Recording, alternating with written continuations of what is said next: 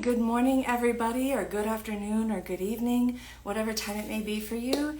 Today we have an exciting episode. We have Dr. Anthony Chaffee coming on, so hopefully you guys will all get to enjoy this beautiful experience, and let's get started.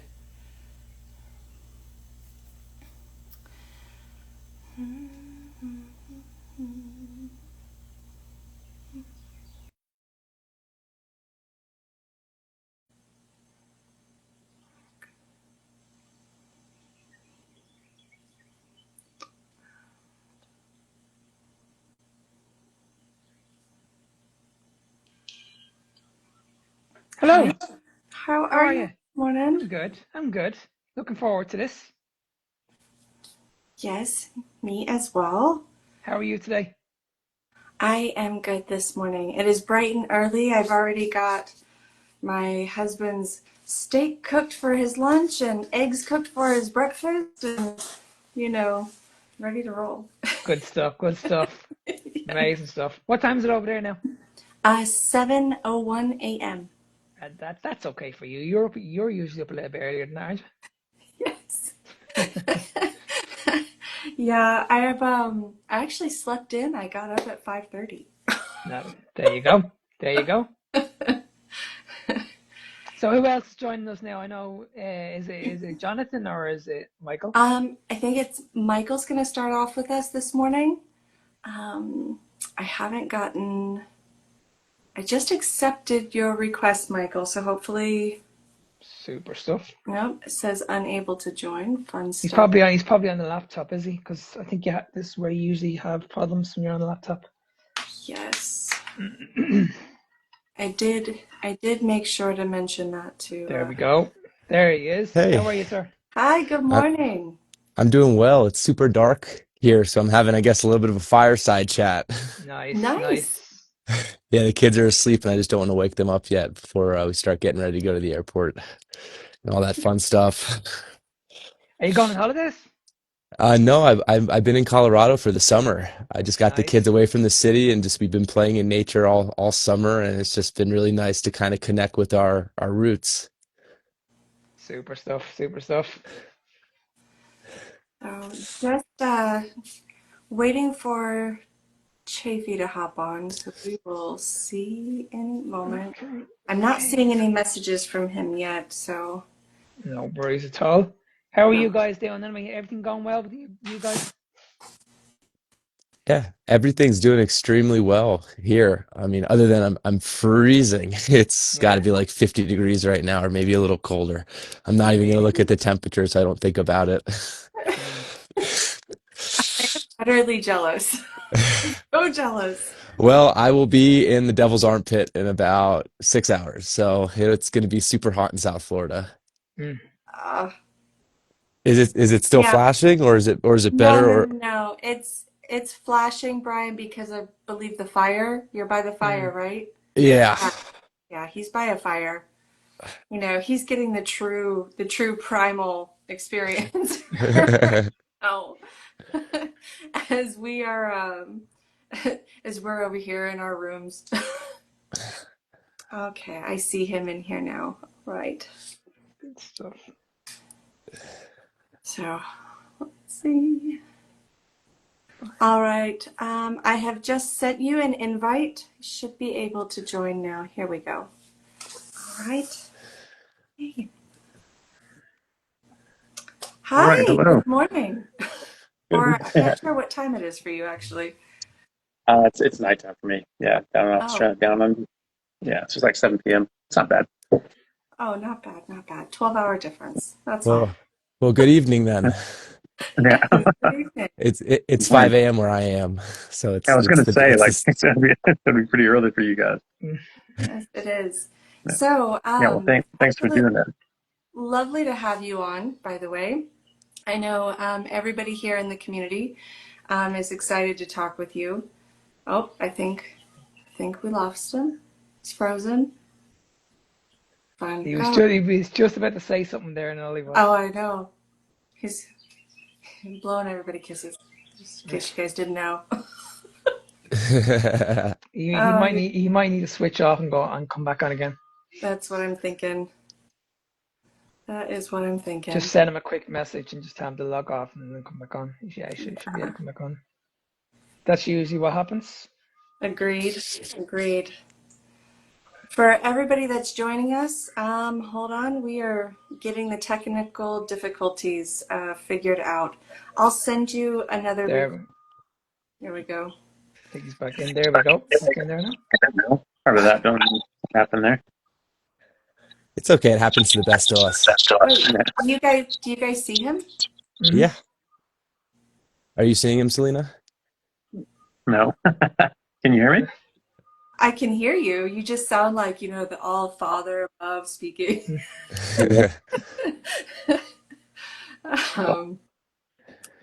Fun stuff, fun stuff. Gotta love this. So, yeah, this is really weird not being able to see him.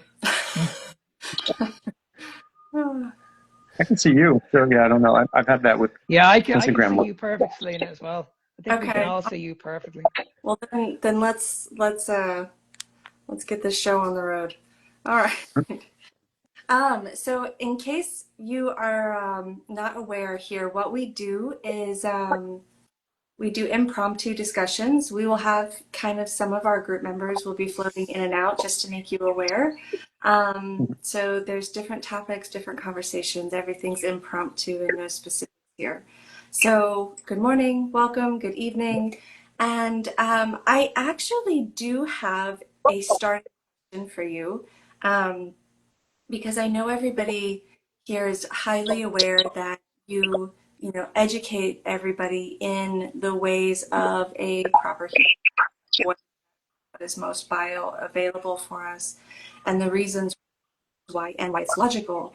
My question, though, I'm always curious whenever I watch your stuff and see your stuff is, what made you passionate about this? What made you passionate to come and share and start educating and going against the grain? Because it takes a lot of courage, for one, especially in your position. Yeah. Well, I've always been interested in this sort of thing. I've always been interested in human biology and what makes people tick and what can make us healthy. But I think and so that was always been a driving factor for me, and just understanding how the world works, how the body works. But I think the big driving factor for me was when I came back to this when I was 38, and I had done this inadvertently for 5 years in my early 20s because I just avoided all plants entirely because of the plant toxins that they had inherently. And I felt amazing, and I could never figure out how to get back there. And I didn't figure out that it was from the plants and the vegetables and things like that until 13 years later. And then I did it again, but I did it now on purpose, and I cut everything out, and it was like, oh my God, that was it. And at 38 years old, I felt like I was 22 again. I felt amazing. I was back out playing professional rugby, and just my body's composition was just transforming. I was just shredding fat and stacking on muscle. And I was frankly pissed because I looked back on my life and I realized that I felt like crap my entire life, except for those 5 years that I just happened to exclude plants from my diet. And I felt like a superhero. And I could and then right now, and I could never figure out how to get back to, feeling like a superhero. And then bam, there it was, these damn plants. And so that really pissed me off. And that put a fire under me to really find out, what the hell we knew and what we could prove and what the data showed. And that really upset me as well, because there's an entire body of literature, literally tens of thousands of high quality studies. Always. The power of technology, isn't it? Right? Oh, it's a joy. He was on such a good rant there, Nolly was. I know. I'm like, Oh, there you are. Again. All right. Don't know what's going on there. no, technology. We go through all kinds. It happens all the time. Yeah. But yeah, so I found this huge body of information and data and randomized controlled human trials and all these things showing a very different picture to human health and physiology than what was painted for me in medical school. And And so I was just really fascinated in what else there was out there. And I was, 8, 10 hours a day. I was just reading studies and just asking questions, and then just doing data searches, in PubMed and the other sort of databases, looking at, asking a question. So, well, if this, then we should see something like that. I started asking that, and I started, finding this, and it just sort of, everything just came up aces. And then I started challenging myself and saying, okay, well, I don't want to just be in an echo chamber. Let's listen. There's all these vegans and vegetarians out there, and they're saying this is the best thing for everybody for all these reasons. And like, okay, what am I missing here? Because everything I can see is just saying, don't eat anything except meat. And so I went into their camps and started, listening to them and looking at their videos and reading their, letters and blogs and things like that. And everything that they had was based on either a fiction or a fallacy, and or just a flat out lie. And so, that was really interesting for me. And then when I started thinking about this from the point of human health, and I realized that when any animal eats outside of its own biological design, they get very sick, and they get the same diseases and illnesses and chronic diseases that humans get. That really clicked with me, and it was this real aha moment that these diseases are not diseases in the strictest definition. That there really is toxicities and malnutrition from a bad eating habit and bad environment, and that really made me even more passionate about it, because that's my job. My job is to help people, and people have been made sick for no good reason, and it was something so easy that they could fix. And so when I started applying that to people, and they started reversing diabetes, reversing autoimmunity, reversing heart failure, I mean, who saw that coming?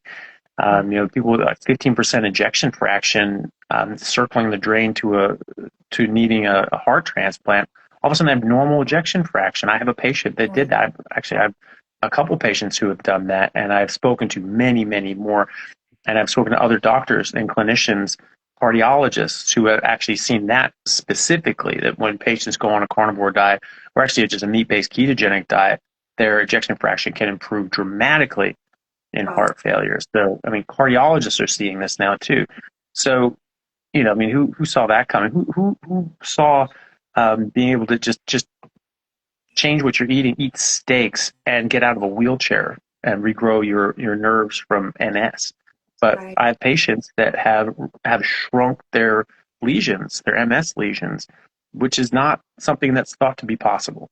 Exactly. And yet it's happening every day. And I have multiple people It's amazing. that I've had on my podcast, that've done that. And now we're going to publish a case series with 10 or 12. We're looking at the final numbers of people that have also done this. But we could do it with 50. We just have to sort of draw the line somewhere, because we have to. Can I just ask a quick question? Then why is there pushback then? I don't understand why people are not listening to the likes of yourselves. Like, why aren't people in hospitals not looking at this information and saying, right, okay, if this is what we're able to do with a diet, with food, why isn't this not spreading all over the world? Why aren't people not more aware of this?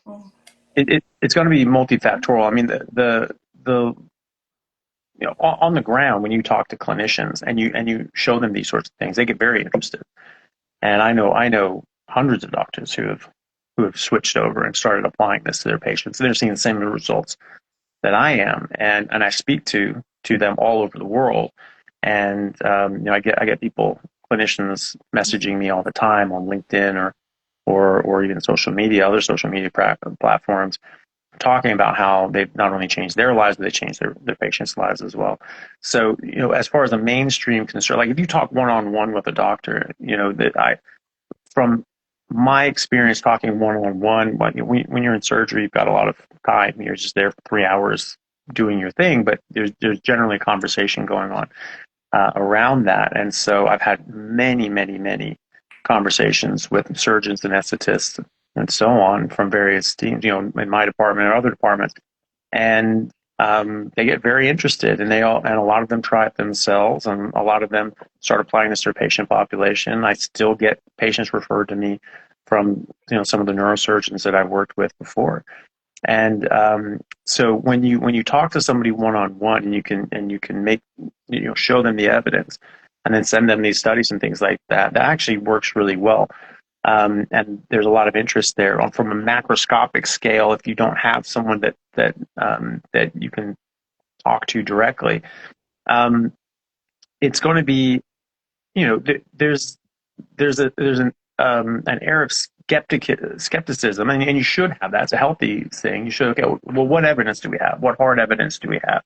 What human trials and randomized controlled human trials and things like that do we have that show this is efficacious, right? So that's fair enough. Wanting to wait, for the data and things like that. But if you wait, there's a quite a well-known doctor that said, someone asked him, they're going against like the evidence-based sort of guidelines and things like that, and he just sort of smirked and said, if you follow evidence-based medicine, then you're always going to be 2 years behind the cutting edge.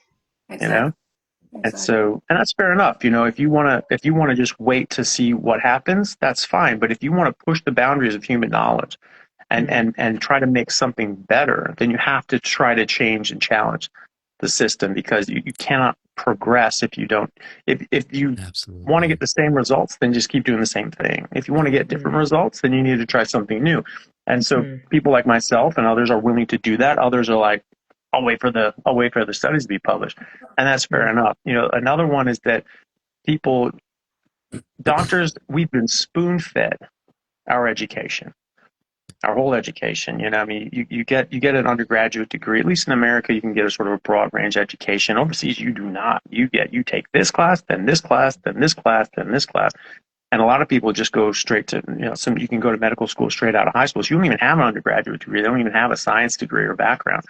So their entire education has been spoon-fed to them, and the assumption is that this is the highest echelon of education. And so you have all the most brilliant people in the world that have curated all the best data. And it's like, these are the best data points. These are the conclusions that all the masters have come to.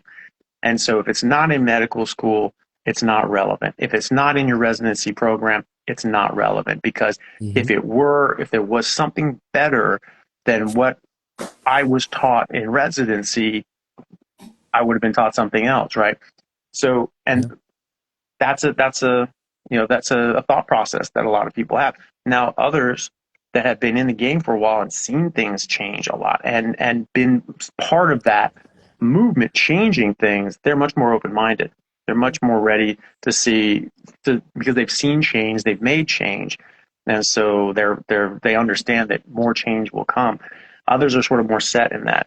And then, of course, you have the real pushback that's coming from the food and drug companies, that is a multi-trillion-dollar industry, and they fund the residency programs, they fund the medical school programs, and they fund all of the larger major medical conferences and things like that you get, continuing medical education, continuing professional development sort of points you have to go to. It's sponsored by Nestle and Pfizer and Coca-Cola and Merck and all these other sorts of things. And so they absolutely have a lot of say in who gets to give talks and what their talks are about. And so, this sort of information isn't allowed in the door. So you have to go to other conferences that are not heavily sponsored by industry and things like that. They also have, there's also corporate capture of the journals. And this is something that was pointed out by the editor-in-chief of The Lancet and the New England Journal of Medicine and others, where they said it was Dr. Horton, and I can't remember the one from New England Journal of Medicine, but anyway, they basically said the same things independently, that basically the scientific literature is completely corrupted, and at least half is completely false or even fraudulent. And you just cannot trust it anymore. You cannot trust expert opinion anymore. And they said this is something that it's not something that is easy for them to say. It's something that the conclusion they've come to after being an editor-in-chief of New England Journal of Medicine or The Lancet for 15, 20 years, and that's a conclusion that they've drawn. There have been other reports more recently that it's like getting worse, and there's even more corruption and just these bought and paid for studies and things like that. In nutrition, it's fraught with this sort of thing. I mean, Coca-Cola alone in 2015 spent $119 million on nutritional research. You just Wow. take it. You can just imagine, what the conclusions of all their studies were. I mean, some showing that if you give rats Coca-Cola, they lose weight. Look at that. Coca-Cola is a weight loss drink. Just Amazing, shut right? up. It's Yeah. So ridiculous. And here we and start the yeah, sugar feed. yeah, yeah. Well, It's and the sugar diet, I guarantee you that sugar diet hype is bought and Oh, paid for. I I guarantee you oh, that. I, 100%. dude. Yeah. it 100%. has to be. Yeah, it's the Yeah. biggest. It's the biggest fad. Then they must be getting paid for this. They must be, because there's Mm, no way they can promote this. There's yeah. no way. Well, There's blew people up. out there. There's Yeah. people out there that I've Like been that. following now for a long, long time, and I'm like, okay, these people have been speaking like about nutrition for years, and what they've been speaking about made sense, and now they're coming out with this Yeah. rubbish. It's like, okay, you guys must have been paid a large amount of Mm, money to come up with this. yeah. One of And, them. Go ahead, Michael. and it's interesting because the way that they keep everybody stuck in this is they don't really allow doctors to have the opportunity to start focusing on preventative medicine. It's just treat, Mm, treat, treat, and it just Mm. keeps the cycle going. But when you mentioned you first started this diet and you first felt like a superhero, but you didn't realize that when you tried it again, you felt like a superhero. Because I kind of went through a similar situation. I mean, at that point, you must have started telling your teammates and your close family and all your friends. And mm. it's so different from the status quo. How did they react to that? Because there wasn't as much evidence, and you really had to do the research. You didn't have that information yet, so it's almost like you're coming from left field, and it's like, Mhm. excuse me, what? Yeah. Well, the thing is that, results talk, especially when you're talking to athletes. So so now we have professional rugby in America, which is great. We didn't have that when I was in my 20s, so I had to go overseas to England and then, play back and forth and things like that. So, now my team in Seattle, turned professional. So I would, play with them since '97, since I was a teenager. And, now they turned into the Seattle Seawolves. So, that was their first year. And like, that was, but I had gone in and I went in, to the sort of preseason training camp and, I, got selected. That was fine. This was before I went carnivore. But I had already basically, I'd already agreed to go and help in the refugee camps in Bangladesh with Rohingya refugees that had been, there's like a genocide in Unbelievable. Burma in 2017. So I went over there, sort of end of 2017, stayed through until early 2018. And so I told them, I was just like, listen, I've already committed to this. I have to go. I mean, there's about 1 million people fled into southern Bangladesh. It's sort of a, huge humanitarian crisis, but it wasn't on the news. It wasn't like a sexy humanitarian crisis. It was just a real one. And so It's the there thing. weren't enough people. Yeah, there weren't enough people and It wasn't a resources. political point. That's it. Yeah, and they were guarding it politically because the then president or prime minister or whatever of Myanmar, which is what Burma changed its name to, she had won like the Nobel Peace Prize, and she was like committing genocides. So there was just like, whoop, let's need to hush that up. And but that was proven. They found mass graves with tens of thousands of people in it. And I saw the scars. I mean, I saw people, who were telling me about some Holocaust level evil things happening, and I saw the scars on their body that corroborated what they were saying, was just, I mean, it'll give people nightmares. But Wow. when I came back from that, I wanted to get back into rugby. I was very out of shape. It's now been months since I've even, seen a gym, let alone played rugby. Anyway, I'd played a bit the season before, but I hadn't played like a full season in 3 years at that point, just with everything being busy. So I was trying to get back into shape and all that sort of stuff. It just didn't feel good. Just, like, ugh, I'm just not losing weight, not feeling great, just trying to get back into it. Then I dropped plants, and I was already ketogenic. And then I dropped plants, and all of a sudden, bam, just started shredding off weight, felt amazing. All the inflammation left my body. And 2 weeks later, I was like, all right, yeah, I feel like a superhero. And I went back and started playing rugby. And I was going to the training. This is now a professional team. They got professionals from all over the world, national team players from England and elsewhere, all there. And this is mid-season for them, so they're all in great shape. And I am not in good shape. But I was like, okay, well, I feel like I'm 22 again.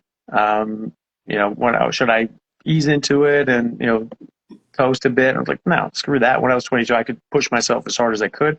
I never found a limit. I could just be dead sprint all day, and I never wore myself out. I'm like, let's see what I can do. And so I did that, and I could do it again. And so I was, step for step with everybody, and felt fantastic. I ended up having another couple weeks of training, and they had a mid-season fitness test called a modified bleep test. And so we started running that. I'm like, awesome, I'm going to smoke this thing. And we just started going. And you're just going back and forth, and you have to hit the line, basically do this relay thing, and hit the beeps. And if you sort of miss a couple beeps, then you're out, right? So I just kept going. Basically, I just wanted to get past most everybody. And I didn't even push myself to breaking point. But I just went till I was basically, everybody had dropped off except, 4 or 5 others. And then I was like, all right, that's good. And so I was top 5 out of about 90 players, and this is mid-season. And so, my friends who I grew up playing with, some of them are coaches now, some of the managers, some are still playing. They came up to me and they're like, wow, Chaffee, that's awesome. Like you really kept it together, you really stayed in good shape. No, I am completely out of shape. But that's all diet. I mean, that's all diet. And they're like, whoa, what are you talking about? And I tell them about it. And I was just like, I just got back from Bangladesh, a few weeks ago. I haven't been doing anything. This was basically my first time running. And so they got really interested in that. And so people kept talking to me because I was able to perform. And, and they knew, where I was coming from. I wasn't mid-season shape, and I shouldn't be there. I shouldn't be one of the fittest guys on the team. And I realistically wasn't. It was just my body works so much better, even out of shape, because of my diet than theirs in shape with a different diet. And so they became very interested in that. And then they started doing it, and then they started seeing the results right away. And they said, yeah, I've just been doing it for a week. I've never felt stronger. I've never felt faster. I'm feeling light. I'm all this stuff. So they just went into it. Some of them sort of slipped off because I went to my mom's house and we had rice, and I guess I can't do it. I was like, you're not off the team, just stop eating now, Right. that's fine, and they were like, oh, what, really? I can just go back and keep doing it? Like, yeah, of course you can. It's not a big deal. And, it's like you go out drinking once, like, well, I guess I'm alcoholic now. I guess I have to just drink every day, It's like, no, that's enough. You don't have to do that. And so, they made a lot of guys did it. And some kept it up, some didn't. And then when I came to Australia, I was playing rugby here in Western Australia. And then a lot of guys here did that as well, because at the time, again, I was in good shape, and I was 6% body fat, just shredded. And we're doing all these preseason fitness camps and doing all sort of stuff. And I'm at the top of the pack, and I'm performing really well. And then we had this conversation. There was an Irish guy on our team, and a sort of manager position at that point. And we actually knew the same people because I lived in Ireland and played rugby there for several years. And so I knew some people that he knew, and I played with them back in Ireland. And then I played with some of his Irish buddies in Seattle as well. And as we were talking about that, and he was talking about one of them, and he was like, oh, well, Russell's sort of still playing, but, he's getting older. He's 36. So he's, he's not really doing much anymore. And I just sort of looked at him like, I'm 39. He was like, you're 39. You're 39. He's freaking out. And I was just like, yeah, I'm 39. They were like, how are you 39? And it just blew their mind. And instantly everybody's like, all right, tell me about this diet. What the hell are you doing that, you look and perform like that, at 39 years old, So it was, And so a lot of them kept it up. I unfortunately had started having knee issues. My knee just started swelling up. I've damaged my cartilage on my kneecap from doing kickboxing since I was a kid. And no one told me that doing knee strikes, it just screws up your cartilage on your kneecap. The rest of the knee is perfect, but because of that bone-on-bone scraping, it bleeds and swells up and things like that. So, I can run and do all that stuff and it feels fine, but then it just swells up, unfortunately, and then I just can't bend my knee properly unless I get it drained. So that stopped me from completing that season. And completing the season with the Seawolves, actually, because it happened to one knee one year, and I got it scoped and cleaned up, and then that was fine. But then the next season, I was down in Australia, and the other knee did it. So I'm like, God damn it. So that was a bit annoying. But and since then, I just haven't been able to get the knee to calm down. So and I've just been so busy. When I was in neurosurgery as a neurosurgical registrar here, there's some weeks it was easily 100 hours a week, and sometimes it was as much as 130, 135 was my longest week, and that's just straight into the next week, right? So it's not like you get a weekend after that. It's not like you get a day off, So it's Did you that wasn't did impossible to play. did you have any issues with long-term standing in your knee, or only when you were having like more athletic performance events? So my knee is only a problem if I run or sprint. That's Okay. it. And so everything's fine. Squat, deadlift. You do the bike. I can even sprint stairs and hills. That's fine. And Oh, so it's a that's what little I do. easier on the knee. Yeah, it seems to be. It should be more impact, Yeah. really, but it's fine. It's that is actually fine. It's just when I run on flats, that's what screws it up.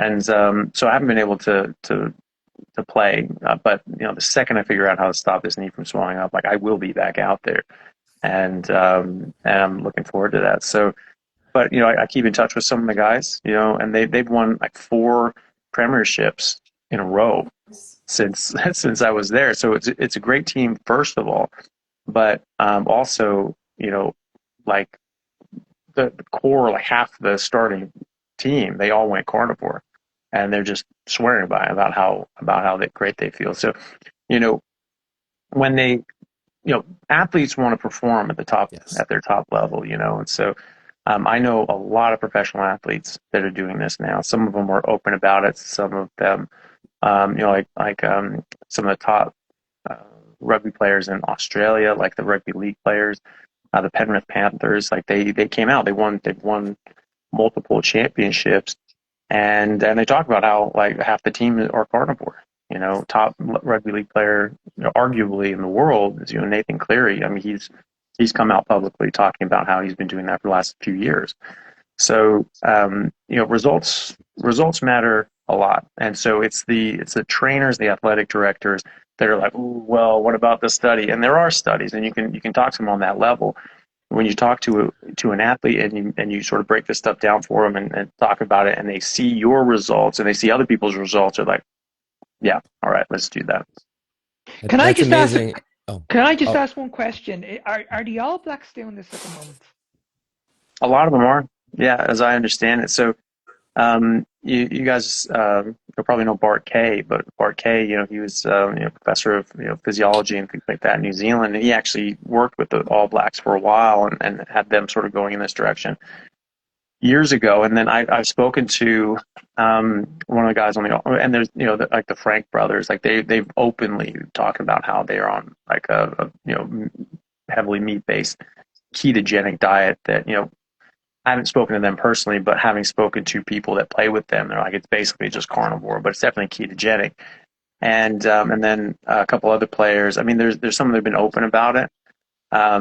Quade Cooper for Australia, he's been open Mm-hmm. about being carnivore. Sonny Bill Williams has been open Yeah, about being carnivore, yeah. and there's more. I mean, I've spoken to a few of the guys that I won't say their names just because I haven't asked their permission to, but I've asked them, and I've just had them reach out to me and just respond to a story or something like that, saying, "Hey, really like what you're doing. Keep it up," or something like that. And I was like, "Oh, well, thank you." And do you do carnivore yourself? I've sort of heard that some people on the All Blacks are. And this one gentleman said, "Yeah, absolutely. I love it. I never feel better. I've been doing it for like 8 years now." And he said that a lot of the guys, like maybe like 40% of the team were carnivore as well, or very close to it anyway. Yeah, because I'm well, actually sorry, Mike, just one more question. so, I have a rugby background as well. Mm. I'm still friends with a lot of people, and I used to play sevens myself. I used to play at a Oh, good nice. level like 20 years ago, and I'm Mm-hmm. still quite friends with a lot of people in the IRFU at the moment. And I know a lot of the young lads that are going through the sevens at the moment. I still work with a few of them, and you can clearly see that when they go on this ketogenic lifestyle and the carnivore Mm-hmm. lifestyle, you can see the difference in the energy level straight away. And I think it will eventually lead up to big lads, because you can see with the big lads, you know this yourself. These guys are huge. They're massive, huge guys, huge guys. But you can see they're completely inflamed on the pitch, completely inflamed on the pitch. But like, the reason why I mentioned the All Blacks, because like I know Joe Smith very, very well from his Irish days, when he used to train, when he used to coach the Irish lads over here. And I spoke to him about this a couple of years ago, and he was well aware of it because he knew you, and he said that he knew the likes of you and Barkay, and he was like, okay, this will change the world if people actually get attached to this, and people are on top of this in the sports performance world. This will actually change everything. Yeah, absolutely. Well, we've seen that directly. I mean, I can't name names just because it's not public information yet. But there was a team in rugby league in Australia that worked with a doctor that I know, and he put them on at least a ketogenic but carnivore heavy diet. And this was a team that was at the bottom of the pack. I mean, they were at risk of getting relegated. They actually were expected to get relegated that year. And he worked with them in the beginning and got them on carnivore diet, ketogenic carnivore diet, and it completely turned them around. And so on paper, they should have been bottom of the pack, and they didn't actually get new talent in or anything like that. It was basically the same team, and they ended up making it to the playoffs. Instead of getting relegated, they completely shocked the entire league by doing that, and that was the whole team bought into this. And yeah, absolutely, that's great that the sevens guys are starting to do that. I played a lot of sevens as well in the U.S. and in Ireland too. Actually, with Trinity, we won a national championship in sevens, and we won the Kinsale sevens with a touring team too. So. I haven't actually talked to a lot of the guys over there about it, but except for the ones that have reached out to me and things like that. But it's good to hear that they're thinking about that, because it's such a, and the thing is too, is it is such a secret weapon right now. No one's thinking about this, and all the trainers, oh my God, no, it has to be carbs. You look at the English rugby Instagram page. A buddy of mine played for the Saracens back in the day, and so he's all big into English rugby, but he's just like, what the hell are these people doing? And it's all about, what's your game day meal, what's your prep up, and they have like the chef there. It is just insane amounts of carbs and sugar, just insane. And it's just shocking to me, that they think that this is actually benefiting anybody.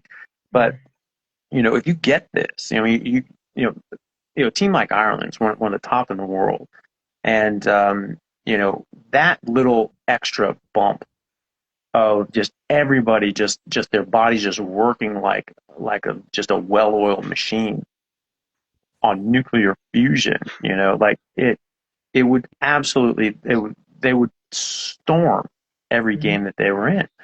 And because you got the bottom, teams at the bottom of the pack, they're now at the top of the pack.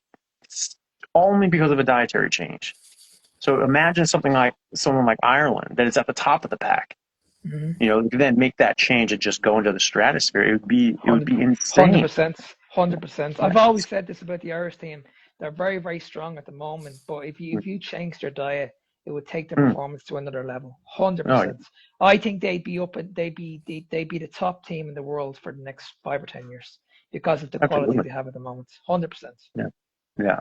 No, it's a fantastic team, and you just fix the diet. It's just game over, and it's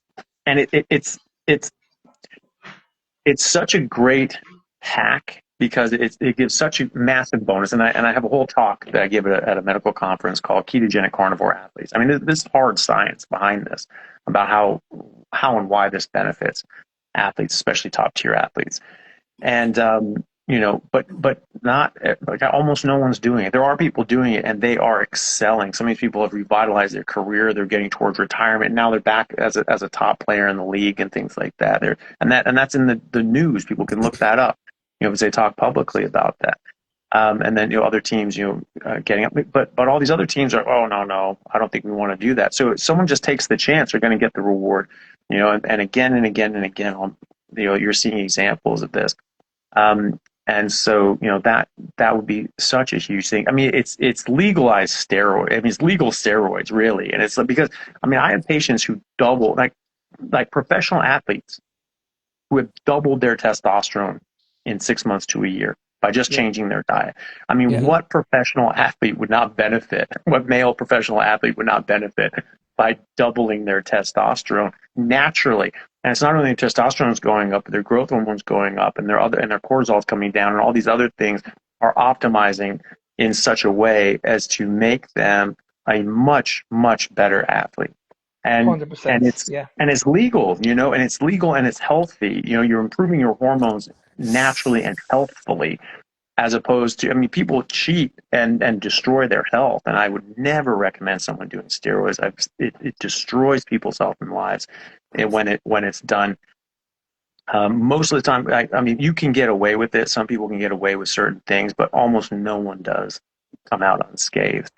And it's just not worth it for anybody to do. And so, this is something that you can get those results or better being completely healthy, and you improve your health and your performance in so many other ways too. It is just insane that not everybody's doing this. Can I just interrupt? Can I just interrupt real quickly, Anthony? I have to go now. I'm back in work, but it's a pleasure meeting you. I know Jenny's eager to get in, but it was a pleasure meeting you, and I'll see you guys very, very soon. Bye. Absolutely, good to meet you. And Anthony, I'm also gonna hop off. I just want to say one thing. We're not just to be I'm gonna have John hop in, who's Norse Carnivore. He's amazing, and that's what we do. We hop on and we bring in different perspectives. But I didn't come across your account until I was about 7 months into Carnivore, and at that point I was going and I was combating all my familial predispositions, from autoimmune to gut issues to some psychiatric issues, all gone. And your information really helped steer my doctor, because at that time I didn't have a lot of the facts. I just knew how I felt. And she would come in and say, well, I just came back from a vegetarian conference, and what you're doing is dangerous. I'm like, well, maybe you should see the other side of the coin and go to a carnivore conference. And I really appreciate having the time to be able to talk to you, and I look forward to being able to chat with you in the near future. So thank you so much for the time. Yeah, no problem, man. Thank you. Good to meet you. So good to meet you. One thing I kind of want to say to our viewers, just in case, because I know there's been a lot of discussion about, as you've been talking about, the different athletes and being cautionary. I don't think a lot of people are aware that there are cautionaries when it comes to, high athletes that are paid, that are sponsored for different things, that they do have to be cautious about how they state certain things about their livelihood because of their sponsorships or how they're paid. So in case any of my viewers are not familiar with that world, that's the reason why you can't just go on blast and tell everybody's business about even something as simple as what they're eating.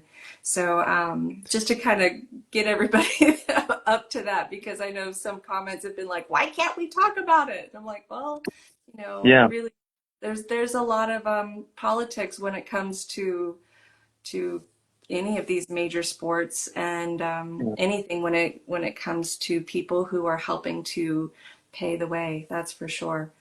Well, just quickly to your point, that was sort of something that was pointed out about the All Blacks, that these guys have basically been doing ketogenic or even carnivore diets for nearly a decade now. But their main sponsor is or was, maybe still is, Weetabix. Right, so they're like, hey, you can't talk about not eating carbs. You have to talk about eating Weetabix and things like that. Right. And so that's just that their hands are tied in that. And a lot of teams are like that. I mean, you had then people like strike out. Like Cristiano Ronaldo. He sat down at a press conference and they like product placed a Coca-Cola in front of him, and he looked at this. He's like, what is this bullshit? And he threw it away, and he picked up some water. He's like, water, drink water, and he put it down. So he can get away with that, because he's Ronaldo.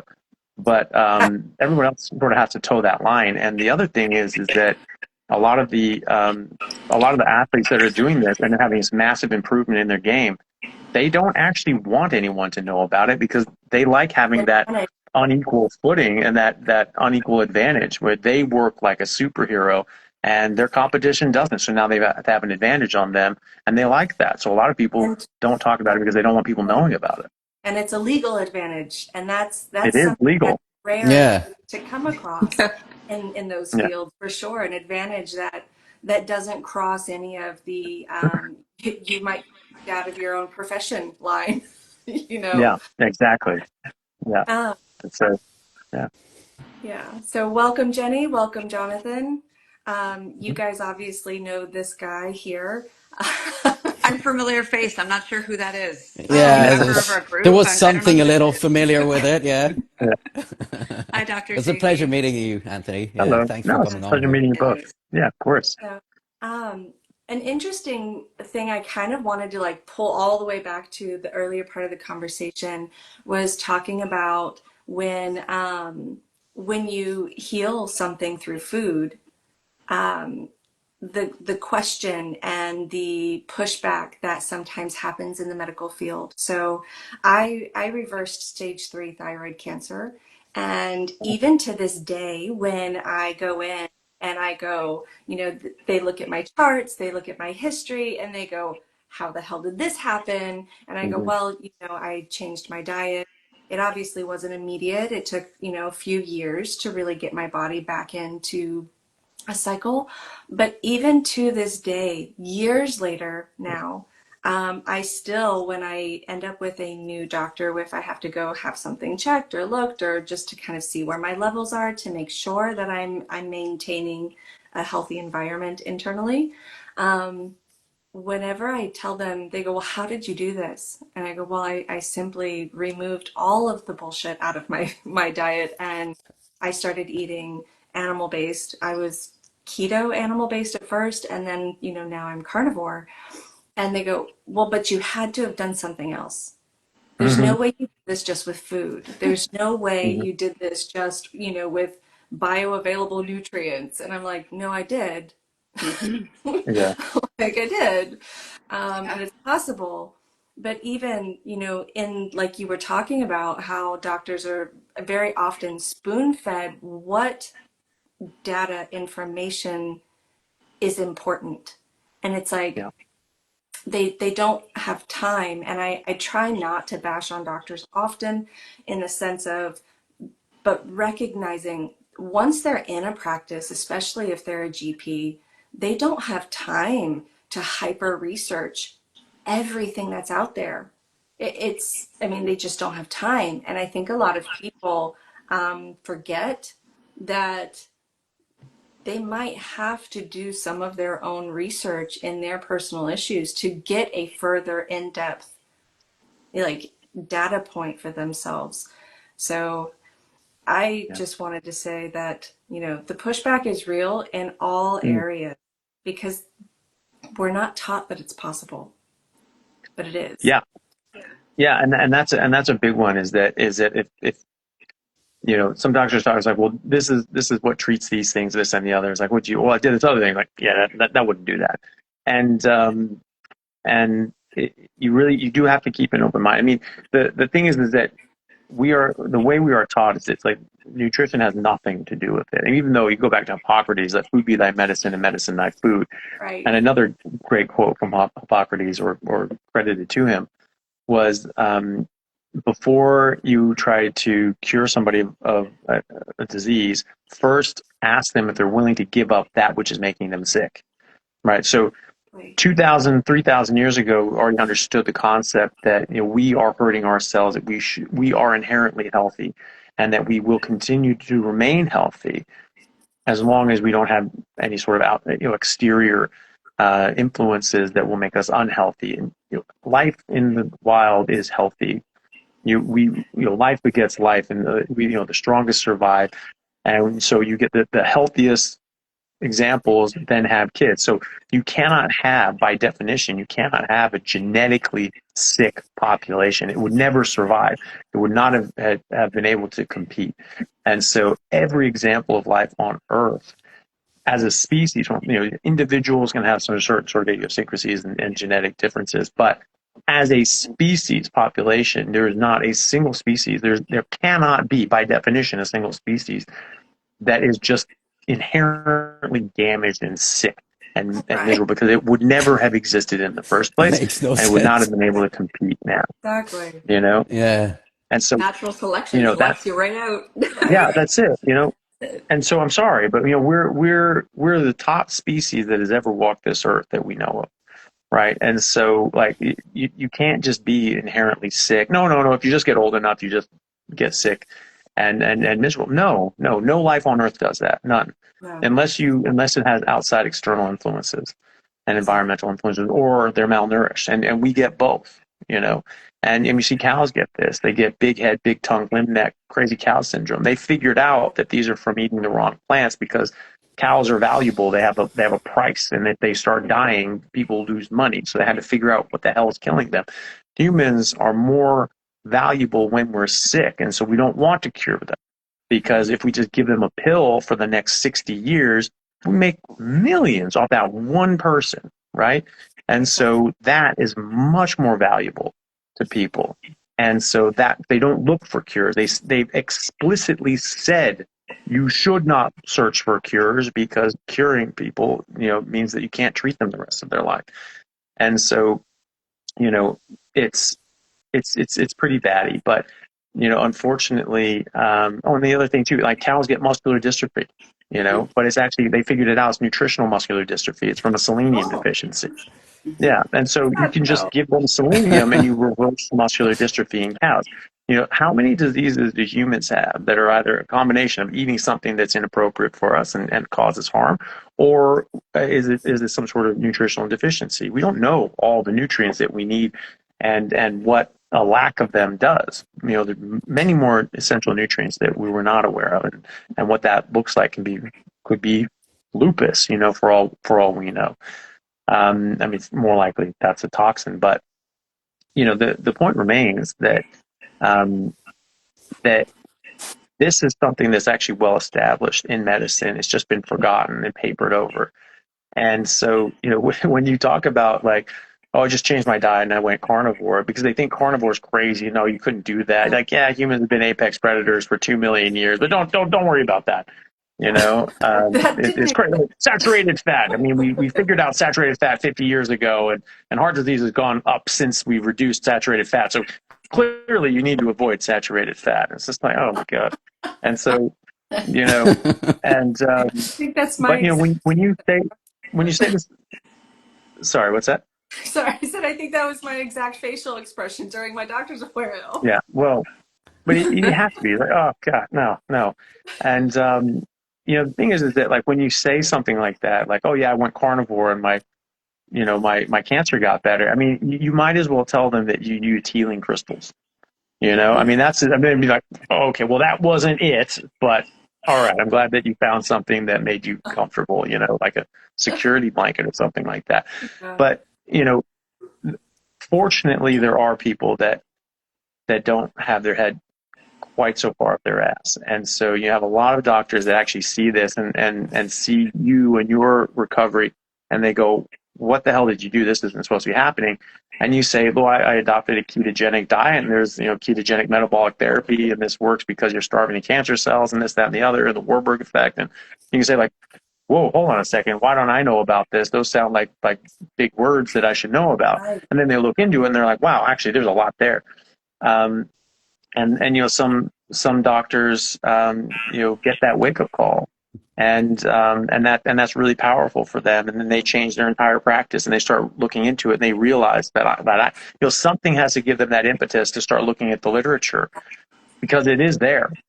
And my impetus was my realization that I had been doing something akin to a carnivore diet for 5 years and never felt better, and now I was feeling like I was 22 again, even though I was 38, and I wanted to know why, and I wanted to know what there was out there. So that was my impetus to start searching, and I found endless amounts of information on that is never presented at conferences or in medical school or in residency.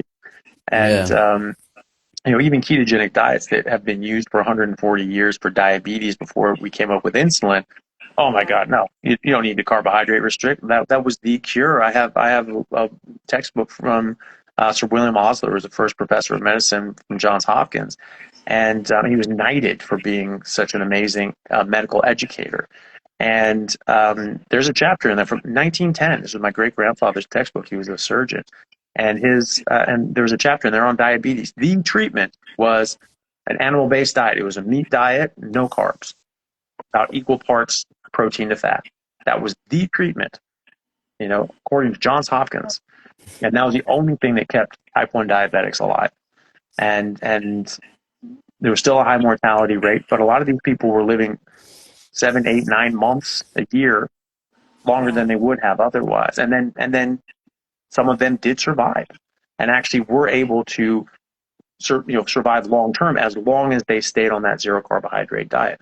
We've used ketogenic diets for epilepsy for a century, and that is still used at Johns Hopkins to this day, and other centers of excellence and things like that. And yet you talk about that. Oh, no. Well, I wouldn't want to do that. Like it's pretty wild. But when you get Dr. Unwin, who was a GP in England, he was getting burnt out because he was just seeing all his patients, no matter what he did, they're just getting worse and worse and worse. And he was just like, guys, I don't even know what the hell is going on anymore. And then he had a patient that just sort of berated him because she was diabetic, had been diabetic, and she was mad at him because she's like, diabetes is a problem of too high blood sugar, and you never told me that carbohydrates turn into sugar in your blood. I don't even know if you're a real doctor. Like, how can you say that you're a real doctor if you didn't even know that? And he's like, ooh, okay, it's time to pay attention when someone says something like that. And so, and he was actually brought her in to sort of get mad at her for like, you're not filling your metformin prescription, you're not taking your medication the way you've been prescribed. She said, I haven't filled those prescriptions because I haven't needed them. I haven't had diabetes in a year because I changed my diet. And that really hit him in the face. And maybe if she was just sort of calm about it, oh yeah, I don't have diabetes anymore, I just started doing carnivore, he'd been like, oh, okay, yeah, well, that wasn't it. But because she was very confrontational, it's like, hey, you messed up. You should have told me this. Yeah. And he sat up and listened, and then he looked into it and he went, wow, there's a lot here. And now he's been doing that. And he got a lot of flack from his colleagues on that. He got really a really hard time from his colleagues on that. But now he's a center, that's leading the way, and he's got a lot of people working for him, and just having insane results. And he's publishing these results, and people are now asking him, hey, how do I do this? How do I do this for my patients? And so, thankfully, my mom's doctor was like that. My mom reversed her diabetes in 2 months, came off her insulin, all her meds in 2 months. And she said, this doesn't happen. Diabetes is a progressive disease. It only gets worse. We can slow it down and mitigate it with medications, diet, and lifestyle, but it only gets worse. It does not get better. So how the hell did you do this? And she told her my ideas, and she was really interested. And she, I went in and spoke with her, and it was just this rapt conversation, her and her PA, for an hour and a half. She's like, right, all right, we're doing this. We're taking you off these medications. We're doing this. We're doing this. And Awesome. Yep. There we go. And so they do exist. I'm sorry that you gotta I live in a very small town. Yeah. But if now, more people come in, sorry. doing it. Oh, I was just going to say, if more people come in doing it and just saying, hey, you need to look into this. You need to start looking into the research on ketogenic diets and how that improves metabolism, etc. Then then maybe it'll happen. It's one of the But then we also see, like, when we see all this crazy healing from Carnivore and its growth, we also get these narratives floating around, like you posted about recently, and I've gotten a lot of comments in that direction, that eating healthy and caring about your health, like avoiding junk food and all that stuff, that it's an eating disorder and that it's orthorexia and stuff. Right. Yeah. Orthorexia. right. Yeah. Well, anytime you do something different than the crowd, you're weird for some reason. And right now, everybody's sick and fat and overweight. So it's like, the 93% of Americans have at least one metabolic disorder, right? High blood pressure, diabetes, metabolic syndrome, something, and or on medications for something, right? 93% of Americans. That's insane. 70% of Americans are overweight or obese. We think, oh wow, look at those Americans. No, that's par for the course. This is just the Western world generally, and India is worse. India has 3 times the diabetes rates as America. That's insane. They don't have the obesity rate, so you can't blame that on obesity. It's a metabolically bad diet, and they don't eat a lot of meat. They eat about, on average, 3 kilos of meat per person per year. And so, you can't blame that on meat. You can't blame that on obesity. So, we are sick. And then people that don't want to be sick, well, they're the weird ones now. The people running, when everybody's running towards the cliff, the guy running away from it is the weirdo, right? And so, and I'm sure a lot of those are corporate sponsored sort of jabs as well. And some of these people there'd be people that have taken money from, corporate entities as well, and now they're attacking people for getting healthy. I mean, if people were serious about health, they should be happy that people achieved health by any means. If somebody gets healthier doing a vegan diet, I'm happy for them. I'm concerned that there's an end date to that there's a shelf life on that, and they're going to hurt themselves in other ways, but they've improved now. Like, I'm happy for them. If they want to live that way and that's what makes them happy and feel that, more power to them. I don't care, like one way or the other. I just don't want them to be doing the wrong thing because they think it's healthy, because they've been told that, smoking cigarettes and drinking Guinness were good for them. People in the 40s and 50s doing the Tour de France smoked 4 or 5 cigarettes in the morning before they raced because they were told it was good for their cardiovascular health. Right? So, that's what I want to try to, make sure it doesn't happen. I think it's a question the narrative, right? And it's like, I'm fortunate to have a doctor who actually became carnivore because of me, but he's been my doctor for 23 years. So we're like close. His niece is married to my best friend. We're small town. But when I presented this to him, I went into it with diverticulitis so severe. I was facing a stoma and a sigmoidectomy that we had racked our brains for a year trying to heal, and healed within 6 weeks of being carnivore. And he said, how'd you do it? And I expected but he went, tell me more. And he went off on his own. He dug in. I went back a few weeks later for another checkup, and he's like, guess what I did? I'm a carnivore now too. And he's been carnivore for a year and a half. So they're there. But then John's doctor kicked him out of her office. So, I mean, mine sent me on a, had the county come and check me for, what is it? I can't even remember what it's called now, but when I refused to have radiation treatment, and because I was stage 3, I refused radiation treatment and I refused removal. And I said, there's got to be something different. And when I left his office, within 2 days, I had our county DS come to my door because they wanted to assess me for self-harm. And because he had reported me that I was in danger to myself because I was refusing treatment. And so you definitely have those few that are, I think, so narrowly stuck in their viewpoint that there's this sort of God factor that kind of happens for them, that they think that they know better or have more right over their patients than the patient does for themselves. That's John's doctor. I can tell that story. Many of you have heard it before, but yeah, basically like 6 months into me doing carnivore, right? My family, they were on board of it kind of, but they were concerned about like nutrient deficiencies or whatever and that stuff. So after 6 months, I just gave into it and said, okay, I'll go to the doctor just to make you shut up and get that blood test.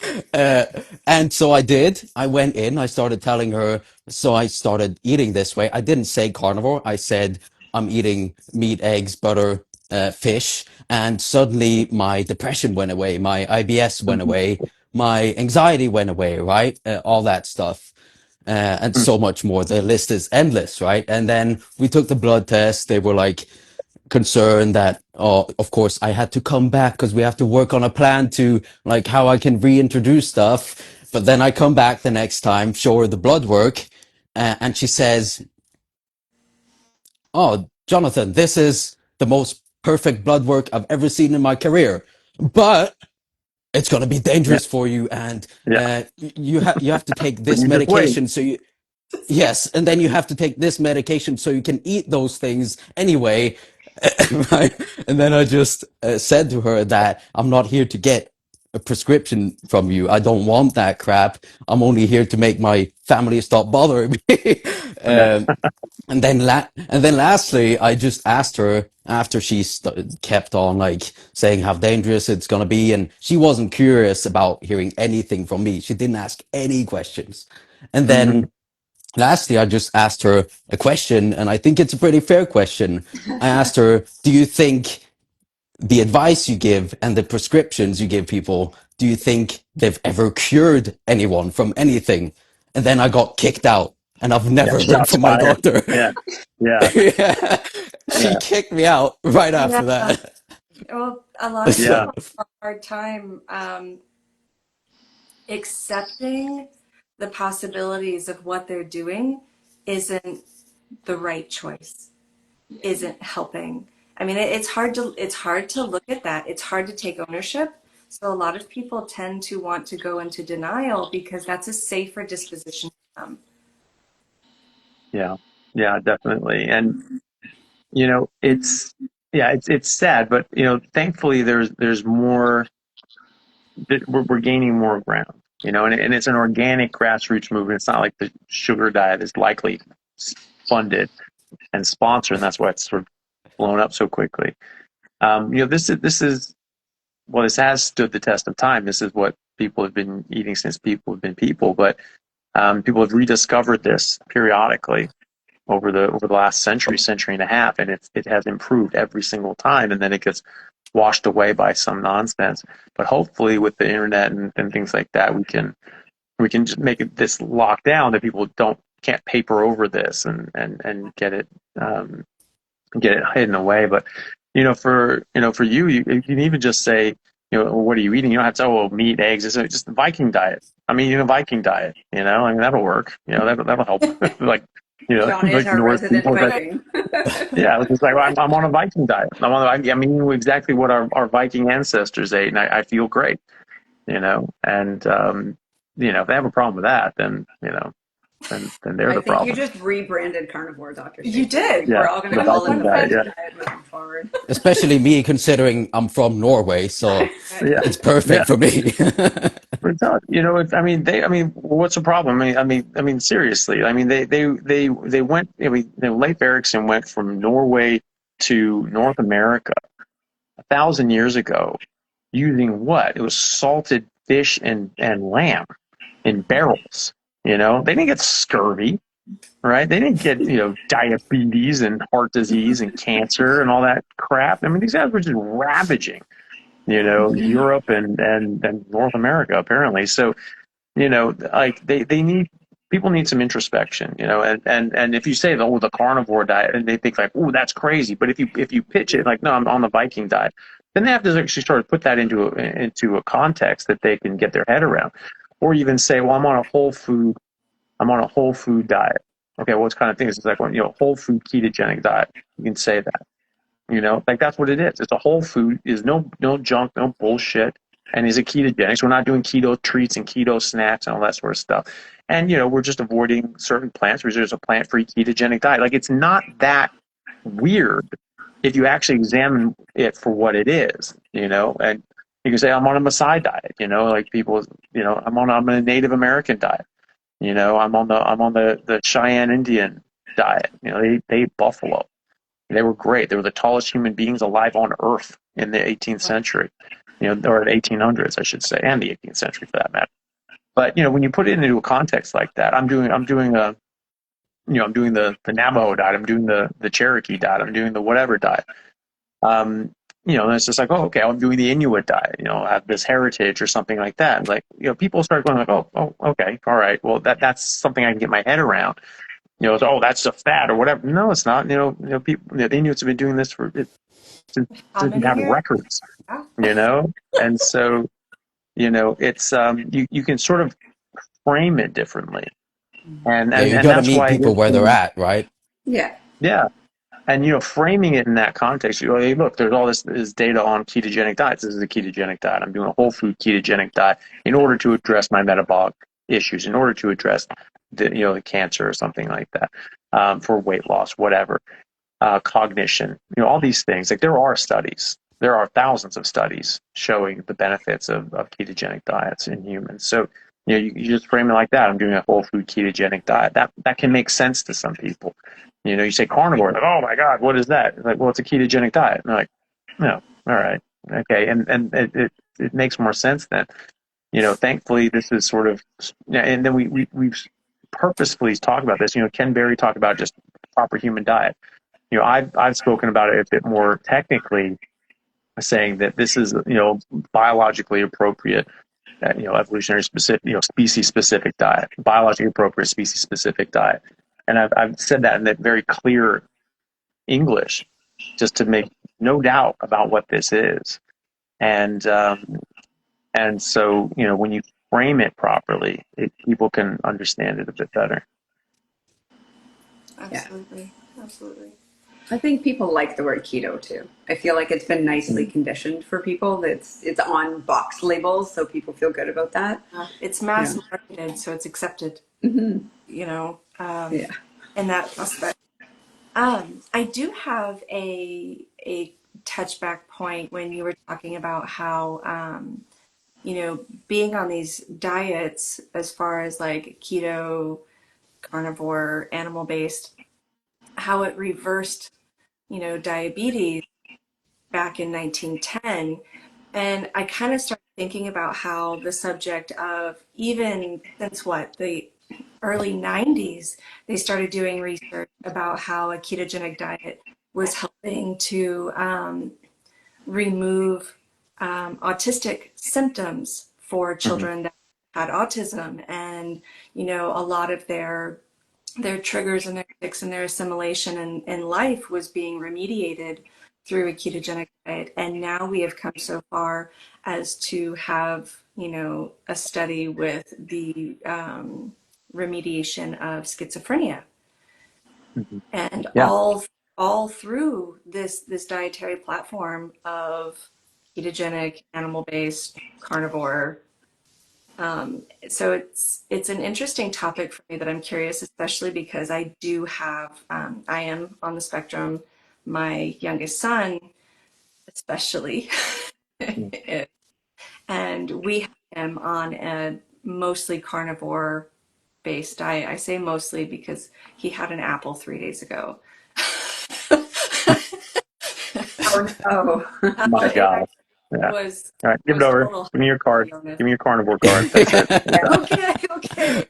Get off, Selena.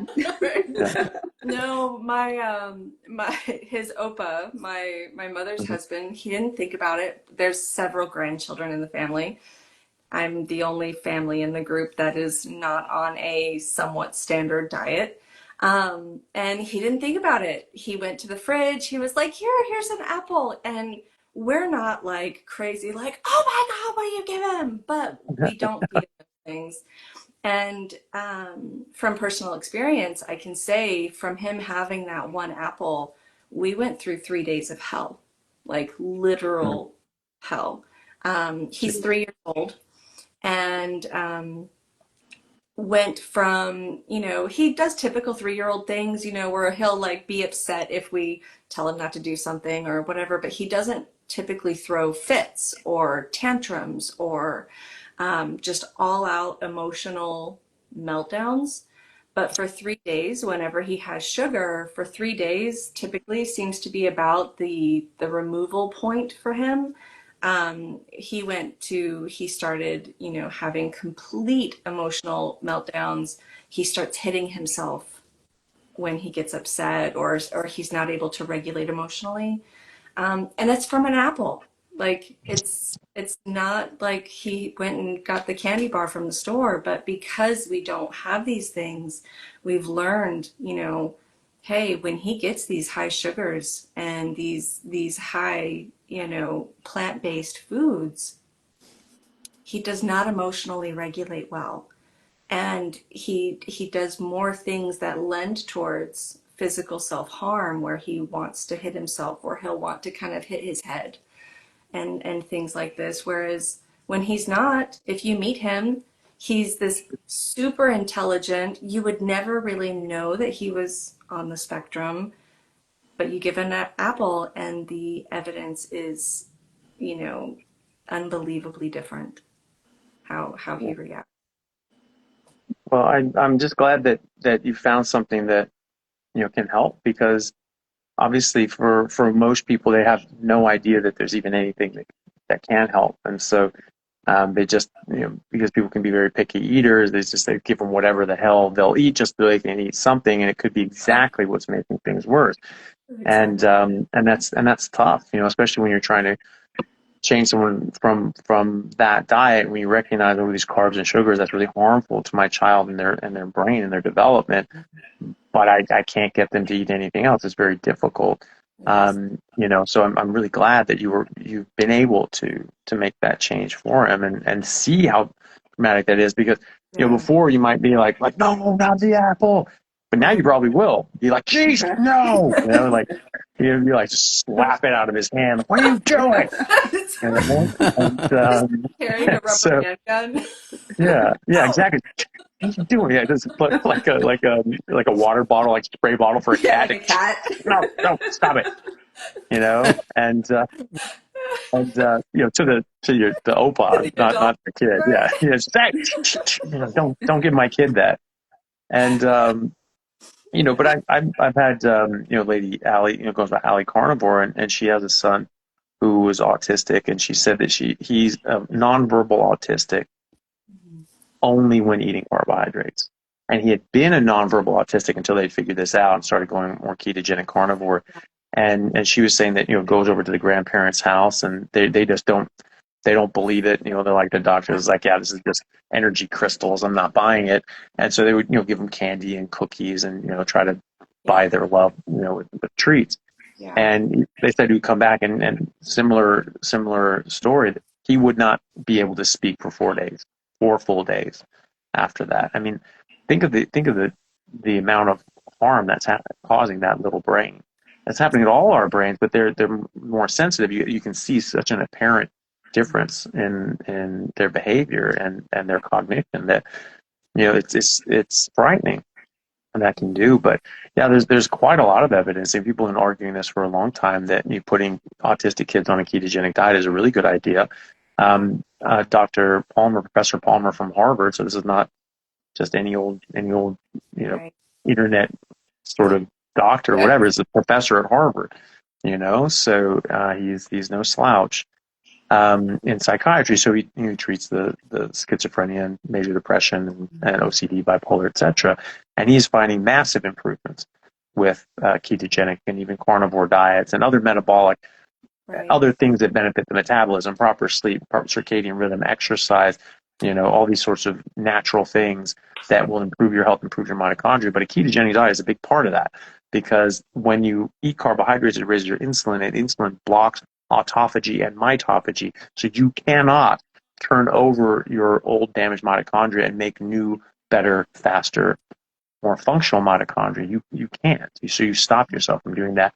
And he theorizes that these mental health disorders are a product largely of mitochondrial disorder, dysfunction in the brain, including autism. And you have to have functional mitochondria for proper neuronal development. And so if you don't have, so that makes sense. If you don't, so the functioning of the brain requires functional mitochondria, but the development of the brain also requires functional mitochondria. And so you get hit twice, unfortunately. And so if you have someone who is on the spectrum, who has a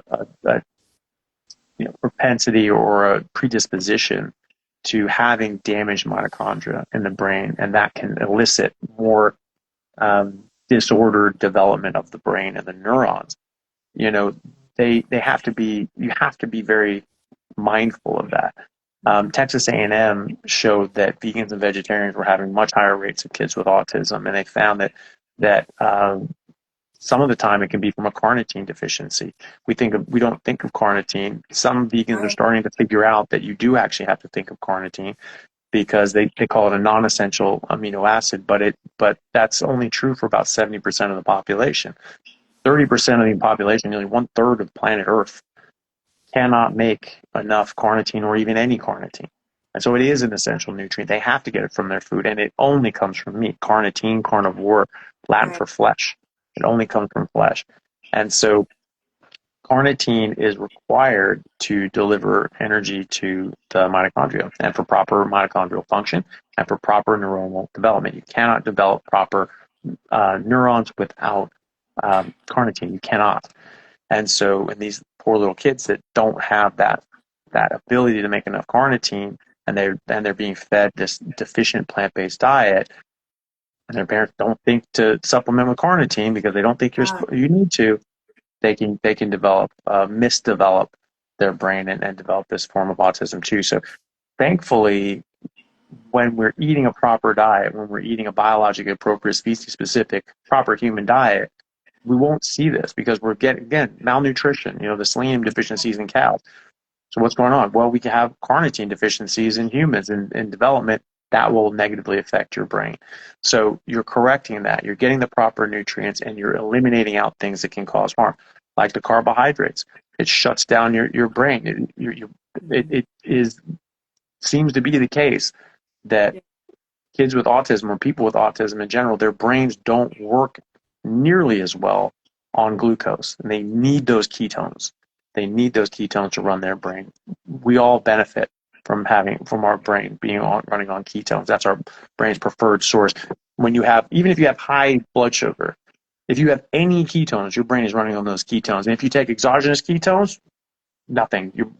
Your brain will only run on those ketones until they run out. Then it'll go back to glucose.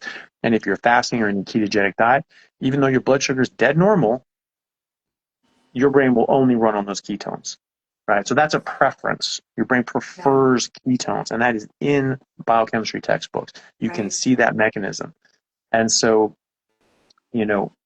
for them, it seems to be that it's even more of a profound impact, that they really need those ketones. And so for that reason and the nutrient reason, all these other reasons, just getting rid of the neuroinflammatory, plant toxins, the linoleic acid, which is the plant version of omega-6, which is very toxic to the brain.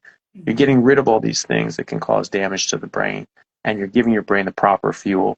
And it really does seem to help. And I have a number of patients who have had autistic children who have improved on this. I've spoken to others that have had massive improvements in their own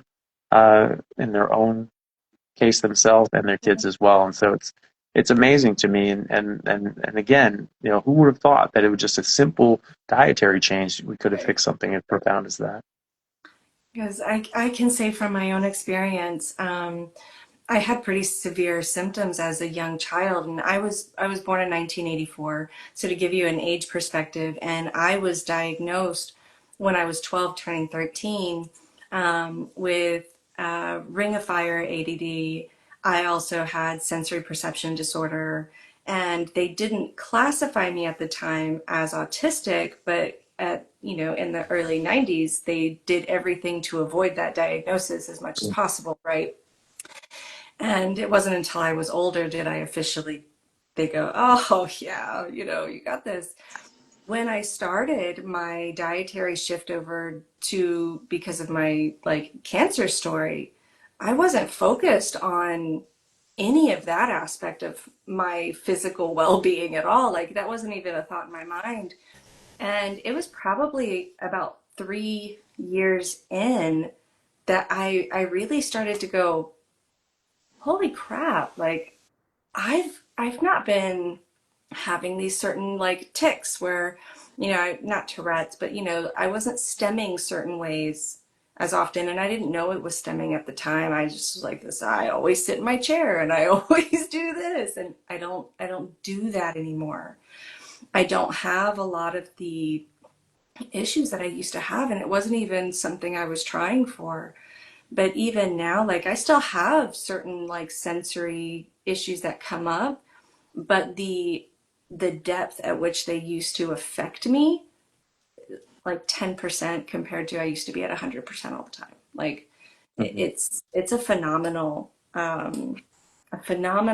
way of living for sure. And Lena, darling, I gotta cut you off for 2 seconds. why? I'm gonna hop off because I see Theon is chomping at the bit to talk to Dr. Chaffee about milk. I can't. And it's because Our darling Theon is a milk addict, and he wants to talk with fellow milk lovers. So I'm gonna head out. Thank you again for joining us, Dr. Chaffee. It was nice to meet you. Yeah, you John, too. Selena, love you guys. Everybody in the comments, sending love. See you guys there. Bye, Yeah. Jenny. How to leave? Okay, yeah. Bye bye. So, Jonathan, do you have anything you'd like to I mean, I think it looks like we're ready to go for a mammoth hunt right now, aren't we? Yeah, Yes. that'd be great. Well, they're talking about bringing them back in like Siberia, and so like letting them get released out there. So it was like, yeah, that might be something we can do in the future. I'm Right? down. Yeah, Let's go. Hi. yeah. Hey y'all, Welcome. There you go. Okay, Dr. Theon. Canberra here. Dr. Canberra here. Proper human diet. Yeah. That's what we do here. That's what we do here.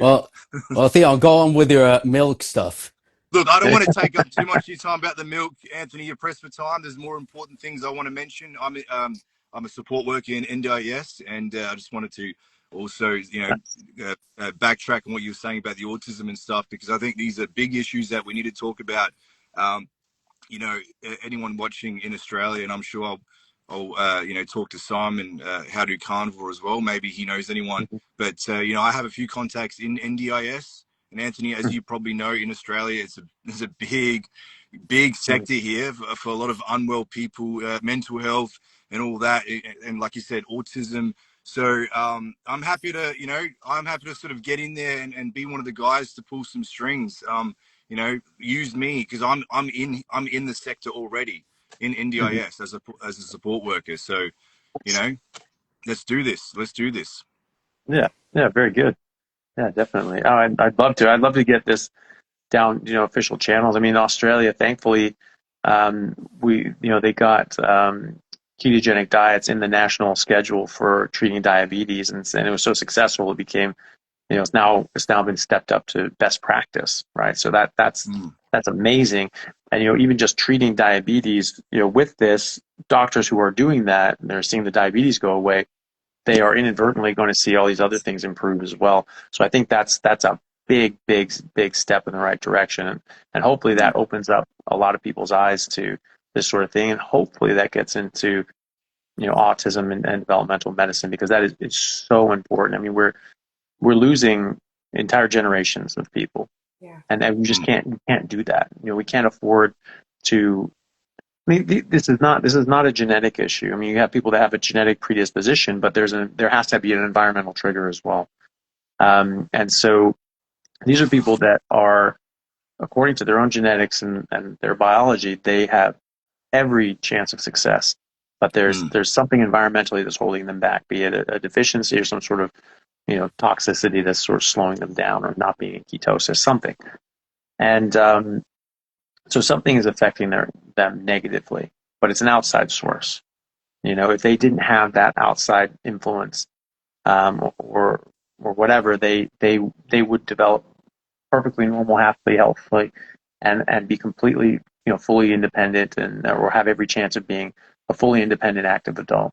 And yet we are losing so many people. Like in America, you have people, it's like, was it 1 in 32 or 34 kids nowadays are now being considered autistic, and 1 in 4 of those are severely autistic, that they won't have proper speech and language skills. They won't be able to be potty trained, things like that, even as adults. And so that's a huge amount of people. And boys, there's like 1 in 22 boys are autistic, and again, 1/4 of those would be so severely affected that they will never live an independent life. So people saying, "Well, we've always had this," and no, we damn well haven't. 1 in 22 people were not afflicted by this, and 1 in 4 of those were not so disabled that they couldn't function independently. These are astronomical numbers when you're talking about 300 million people in America, and in California it's now 1 in 12. That's insane. So we are destroying entire generations of people, and we just cannot afford to do that. And so I really hope that this gets through to enough people that this starts making some changes at a administrative level. How would you approach this, Anthony? Let's say, for instance, like you said, Professor Chris Palmer, he's doing more of a ketogenic, also carnivore. Obviously, carnivore, we know it's the optimal approach, but, people like me or, whoever is going to sort of make these movements in this world of mental health, NDIS, is it maybe more approachable to start with just a general ketogenic approach, a bit more balance, as opposed to just pushing carnivore straight off the bat? You know what I mean? Like, yeah, I think that's a very strong approach, because there's more data on it, and so you can make that sell, and it's something that people can get their heads around. It's like, oh, carnivore, oh, that's crazy. Okay, well, let's not call it carnivore. Let's just say ketogenic. There are thousands of studies showing that this is beneficial, and there are studies showing long-term safety and efficacy and things like that, even in just the epileptic populations. People have been doing this stuff essentially for their entire life to suppress their seizures for a century now, right? So, this is something that we do have a lot of data on. It's just are people willing to look? And so, approaching that from a ketogenic point of view, I think is definitely an easier sell. And then you can talk about, certain populations. Maybe we need to go to there's certain plants with these plant toxins like nightshades that have, more lectins and solanines, and beans, seeds, legumes, those sorts of things, that have a heavier level of lectins and other sorts of toxins that might be triggering a problem. So, okay, you're getting a lot of benefit with the ketogenic diet. That's great. But maybe there's something else that we can improve. Maybe you're still having a problem. Why don't we try taking out the nightshades? Why don't we try taking out the beans and legumes?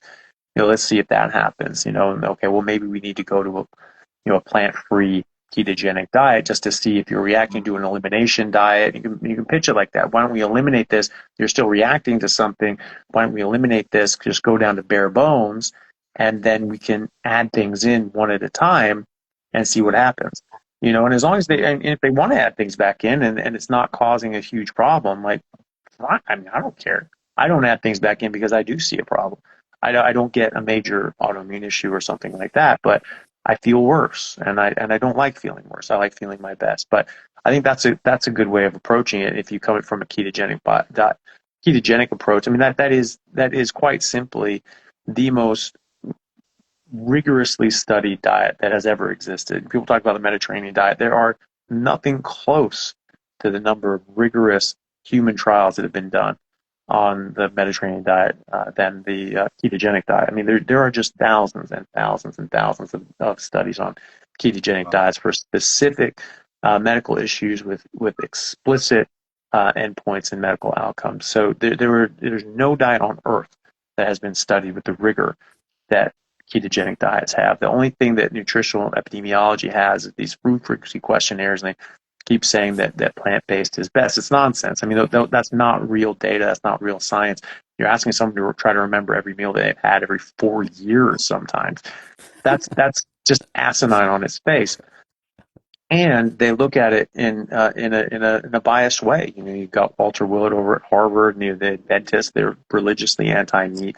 You've got Dr. Gardner at Stanford, that they're all vegan advocates and zealots, and they're pushing this stuff because they have an ideology, they have an agenda to push. You have McMaster, who's done the Pure study, and doing the same food frequency questionnaires, and yet their conclusions are the opposite of what they're getting at Harvard and Stanford, because they're not biased, right? And they're looking at things. They're not including pizza and McDonald's in the meat category, which is retarded. I'm sorry, but that's just stupid.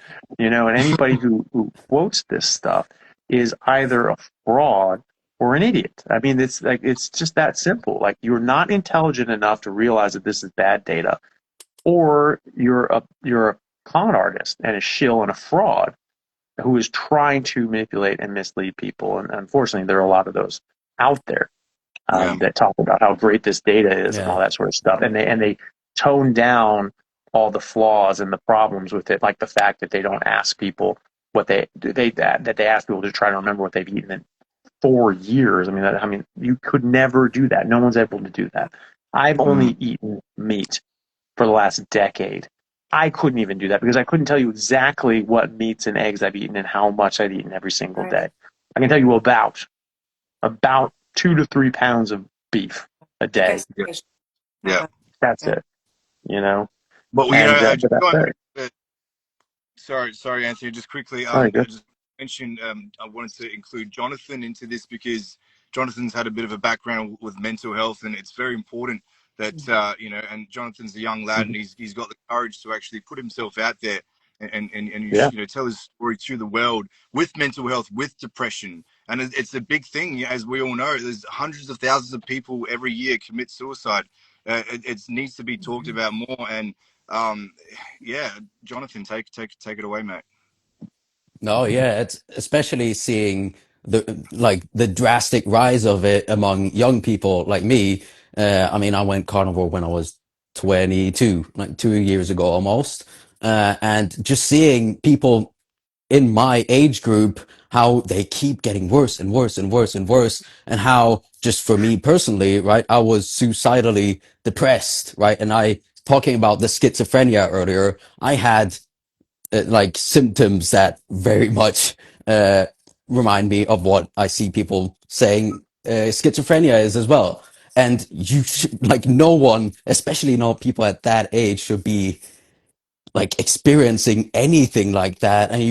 And I know for people on the outside who haven't experienced it, right? It's hard to understand, and people think just try a little harder or whatever. But when you're in that situation, right, it doesn't matter. I wanted to feel happy. I wanted to feel good. I wanted to live, or um, I wanted to want to live, right? But I didn't actually feel like I wanted to live in the moment. I went to sleep just hoping I wouldn't wake up the next day, every single day, feeling hopeless. And it's so sad to see how people are walking around just feeling this emptiness and just being lost, right? And then lately, the worst part of it is how I see a lot of people are actually trying to do something about it, but then the advice they're running into is making it worse. That's what happened for me, right? I came into this whole calorie counting thing and like eating balanced. I was actually staying completely away from junk food. None of that, only whole foods. And my depression and suicidal thoughts got worse. It wasn't until I cut out all the plants, actually, for me at least, that it went away. 3 days into carnivore, and it's just such a shame that there's so much conflicting like information out there, and like then discipline or like being healthy nowadays is having your pre-workouts and your protein shakes. It's absolutely awful. Yeah, do you have any thoughts on what do we actually have to do to reach more young people about all this information? Well, I mean, I think the best way to do it is doing exactly what you're doing and talking about it and telling your story and having as many people tell the story as possible, reaching out, getting involved in groups that are online, that are on social media, that are on Facebook, people that are dealing with depression, mental health disorders, that they can they can see what you've done, and so we're not just preaching to the choir. You're not just we're not just telling this other carnivores who have already figured it out, that we're going into these, into, like sort of like missionaries going into, godless lands, we're saying, hey, look, this is something that worked for me. This saved my life. This is something that could help you. And there's science behind it. There's data behind it. There's studies coming out at Harvard. I mean, Professor Palmer has already published 2 major papers out of Harvard, in the recent years showing this. And there are more, so, this is actually very evidence-based medicine and something that can really, really help. And so, getting involved in that, I think, is really very important, because it has to be a grassroots movement, because this is not going to come from the top down, not yet. It's not going to happen until there's enough groundswell to make this a politically expeditious topic, which is, sort of the Maha movement and these sorts of things. That's now being talked about, and we've been talking about how we need to change the food guidelines. We're talking about, people, in like Robert Kennedy talking about how he's on basically a carnivore diet with some fermented foods. That's amazing. Yeah, I saw that. So, yeah, and so that's fantastic, but we can't wait for that, and we can't just wait for them to do that. And what if something happens and we're going in the right direction, but then just the right amount of money gets into the right amount of hands, and it just stops right there. We can't afford to let that happen. Once we get more data out and we get more research out, get more case studies published, if you and your doctor decided to publish your case, and as a case report, getting more of those out there really helps doctors and clinicians to break away from the normal mold and do something different. And they feel more protected if there's studies coming out and there's case reports and there's case series and there's randomized controlled trials out of Harvard.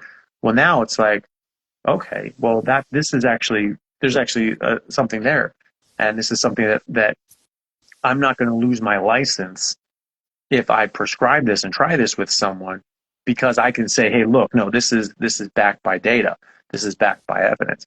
In Australia, there have been people that have had their licenses come under scrutiny and almost lost them because they tried to do something different and tried to recommend ketogenic diets. And it's Gary Fettke, Dr. Gary Fettke's story is a very profound one, where they actually found out that the head of the Australian Dietetics Association, whose major funders are the cereal companies like Sanitarian Foods, owned by the Seventh-day Adventist Church, by the way, never paid taxes. It's just a church bake sale equivalent, except in the billions. And because they're so wealthy and because they're so influential, they seem to have influenced the Australian Dietetics, the head of the Australian Dietetics Association, who personally called the head of Dr. Gary Fettke's hospital and said, you need to shut him down, you need to shut him up. And they ended up making a complaint about him, tried to get his license taken away. He ended up winning that. And now ketogenic diets are in the national schedule and actually considered best practice for treating diabetes. So, it's something that people have been scared of, and they're like, I don't want that happening to me. I don't want to stick my head up. There's a thing in Australia called tall poppy syndrome.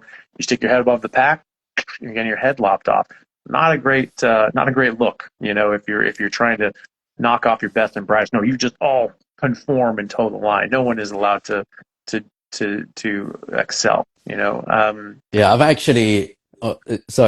I've actually gotten messages after I started sharing my story and stuff and like information about carnivore. I've actually gotten messages, like private messages from people I know in real life, that they've lost all respect for me and that they never want to have anything to do with Wow. me again.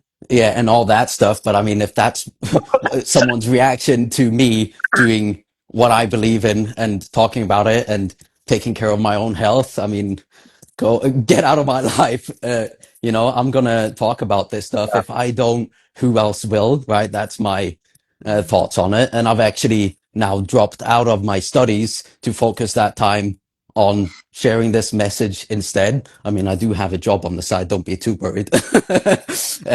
And I really want to get something going here in Norway too, with like events, these physical events, right? The meetups, because I see Sweden has had like a meat convention recently, and I don't see anything happening in this country of Norway. So I really want to get that stuff going as well, because I think those physical events, like getting together, having all these knowledgeable people speaking up, people sharing their stories, I think that's just as powerful and important, because it doesn't just involve the ones who are already interested in carnivore and doing it, right? People notice and get curious, and maybe someone shows up who hasn't heard about it, and then they go out, like, and you completely change their mind, right? So I think those things are also really important, not just like getting on here.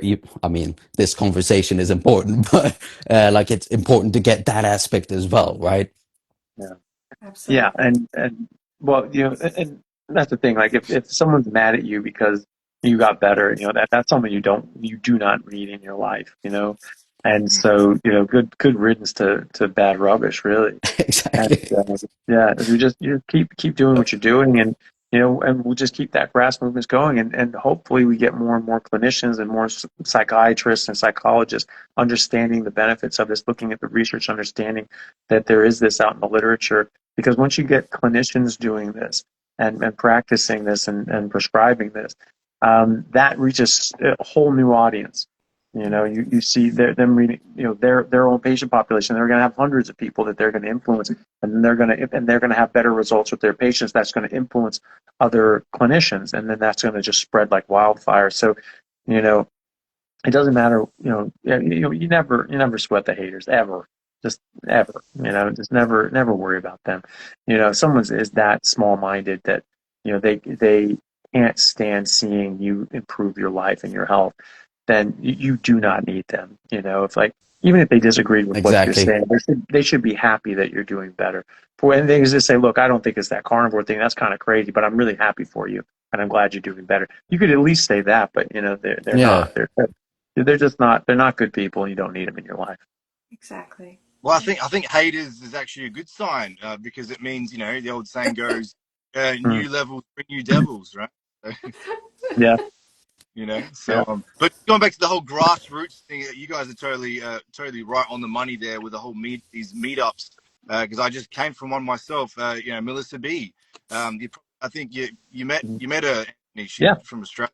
Yeah, yeah. we No, just Melissa's she great. we had about 50 people. We all had a good meet up with some nice meat cooked by the chefs here, and yeah, we all just chatted about carnivore, and that's why I was late to this call.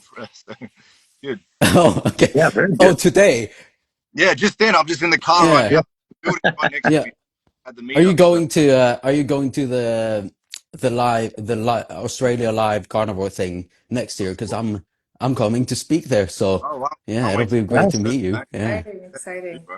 You too. You too.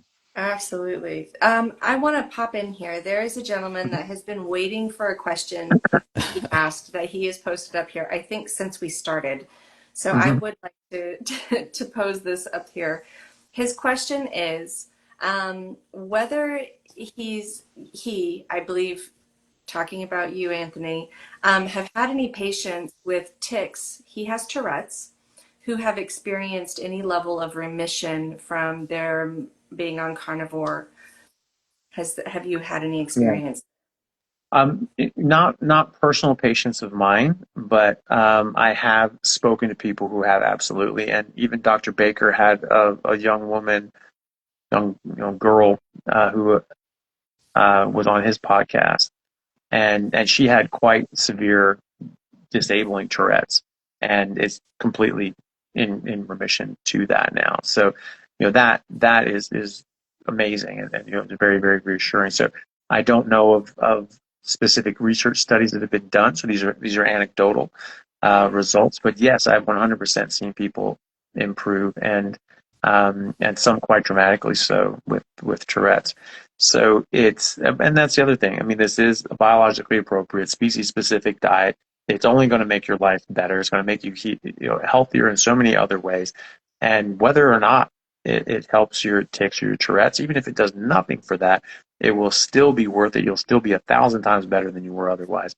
And if you're like other people that with the same condition, it could very well help that as well. So it is 100% worth trying and giving it a good 3 months. A very strict, high fat carnivore diet. Just eat fatty meat until it stops tasting good. Do that every day. Eat until it stops tasting good once or twice a day, whatever your body's telling you. Just do that for 3 months. Cut out everything else. No plants, no mushrooms, no sugar, nothing or any sweeteners, and nothing artificial. And that goes for sauces, seasonings, and drinks as well. You stay very strict like that, you'll eliminate out all these different possible influences on your health, and you will be amazed at how good you feel. And you will likely be like me. After a few weeks, you are going to be pissed that you haven't been doing this your whole life, and that no one's told you about this, and that you could have, and you'll look back on your life and realize that you felt like garbage every minute of your life until right now. And you could have and should have felt good as you do now all that time. And that should piss you off. It really pisses me off anyway. Yeah.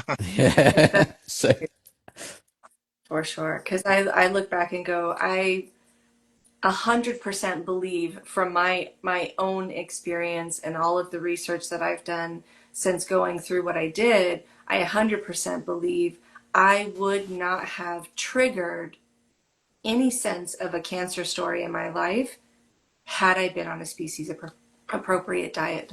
I was raised vegan vegetarian for most of my childhood. My mom was vegan during, from the time I was conceived. I had the fortunate blessing to be breastfed, but that was my only true human diet form until I was almost 9 years old. I think I was started to allow to have eggs, and that was added in. But I do not believe in any sense that I would have had all of the metabolic issues that I had I been on a species appropriate diet. Yeah, probably wouldn't. Oh, sorry. I was going to say the Penrith Panthers you're talking about before. Yeah. Coincidentally, I used to live in Sydney a few years back, and my uncle at the time, we actually lived right outside Penrith. Oh, nice. Yeah, and, very cool. With your experience as an athlete, as rugby player, because I've heard your story, and it's actually inspired me a lot because I'm an athlete myself. At the moment I'm doing competitive arm wrestling, believe it or not. So, nice. It's helped me a lot, and also, it's not about me, but I'll just touch on it briefly. For a lot of you actually haven't even heard this yet, but I've actually got a heart problem. I was born with a heart problem. Wolff Parkinson White is like an electrical issue. So doing carnivore and just general ketogenic diets has actually shown me the true power in this for my heart specifically, and stabilizing all these palpitations that I may have had, and not even that, but just physically pushing myself to the limits, whether it be running or just doing strength stuff in the gym, arm wrestling. My heart it's never felt stronger when I do these strict levels. I have to, when I actually eliminate all dairy, like if I just go full line for a brief period of time, or even have some fish, some fatty fish like sardines, I'm feeling the best. My heart's feeling the best. My energy, my strength, it's just a complete game changer. So yeah, I know what you mean about your experience as a rugby player. Yeah, it's wild how much of a difference it makes, and yeah, I mean, I don't understand why people don't even at least want to try it and be like, okay, well, this could change everything for you, and double your testosterone and do all these other sorts of things. Like, why wouldn't you want to try that? Like, I mean, try for a month. It's not your thing. Fine, go back to doing what you're doing. It's not a big deal. But there's so much potential benefit there. Even if the rumors are half true, it's still worth it, and you're not losing anything by doing it. Anthony, since you have a lot of experience with people working towards carnivore or similar stuff, right? What do you find is their biggest hesitation when it comes to hearing this full carnivore thing? Since you said it's easier to get into keto, but like the full thing, what's the biggest hesitation you find? Yeah, I mean, it would depend on the person, but for athletes, we've just been inundated with this. You have to have carbs to compete at the high level, which is just not true biochemically. If you're eating carbohydrates, then yes, after 55% VO2 max, you will switch into glucose metabolism, but only if you're in a carbohydrate metabolism to begin with. We know that within a week of being on a ketogenic diet, you actually switch into fat oxidation, and so you're burning fat and ketones at upwards of 90%, 92% VO2 max. So and then you have carbs for the rest, right? So and that studies with randomized controlled crossover studies where you have people ketogenic, carb, and they go and do that for 6 weeks and then compete and then have a washout period and then cross over and then do the opposite diet. We're seeing the benefits of this. So, and then we're seeing, doing it just 3 months, keto adapting for 3 months because your body gets more efficient at using ketones after that, in that time.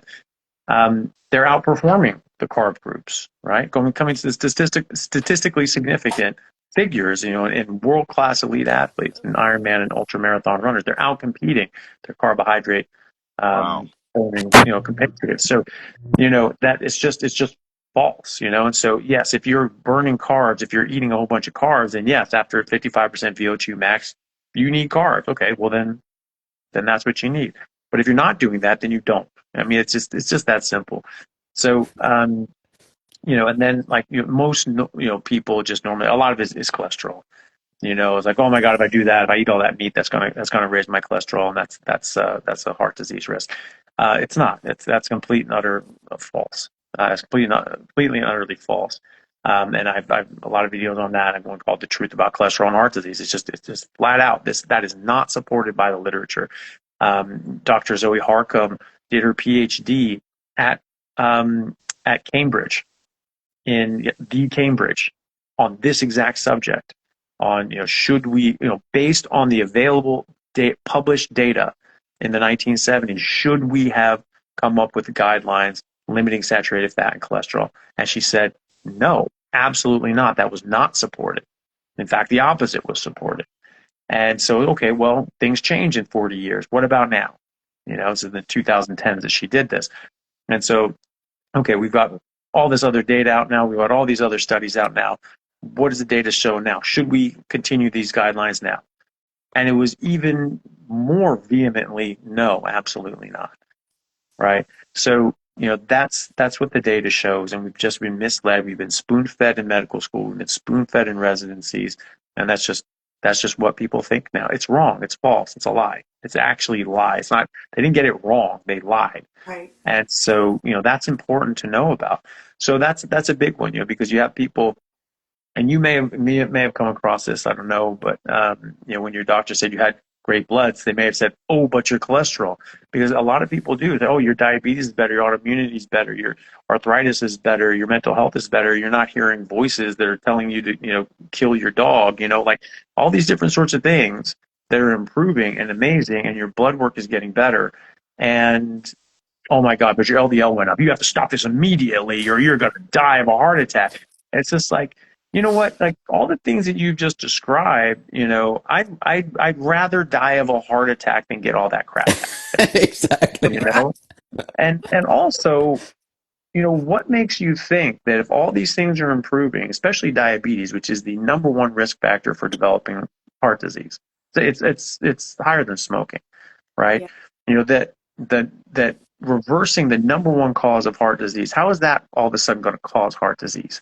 You dumbass. Like it really pisses me off because these people are not using their brains and they're not using the education that they received in school to critically analyze data and come to a cogent conclusion. It baffles me how none of their education and intelligence they use to come to these conclusions. They'll look at you and improving in all of these ways that according to them are incurable, irreversible, yes, that are exclusively progressive. And yet you reverse them and put them into remission. And yet they say, okay, that can't be done, but it did happen by doing this. But that raised your LDL cholesterol. Yeah. CST score 0, doesn't matter. Wow. You're going to get a heart attack next week, with your LDL that high. And it is just wild to me. But that's a big one, is that people get worried about the cholesterol. And I've seen so many people get come off carnivore because their doctor scared the hell out of them, by saying, look, your cholesterol went up, you're going to die of a heart attack, and all these things are improving, and they get scared off of it. And they all say, like, I felt so much better on it, but like, my cholesterol went up, I just can't. I can't. My doctor says it's just not safe. It's not safe for you to not do it, really, from the sounds of it.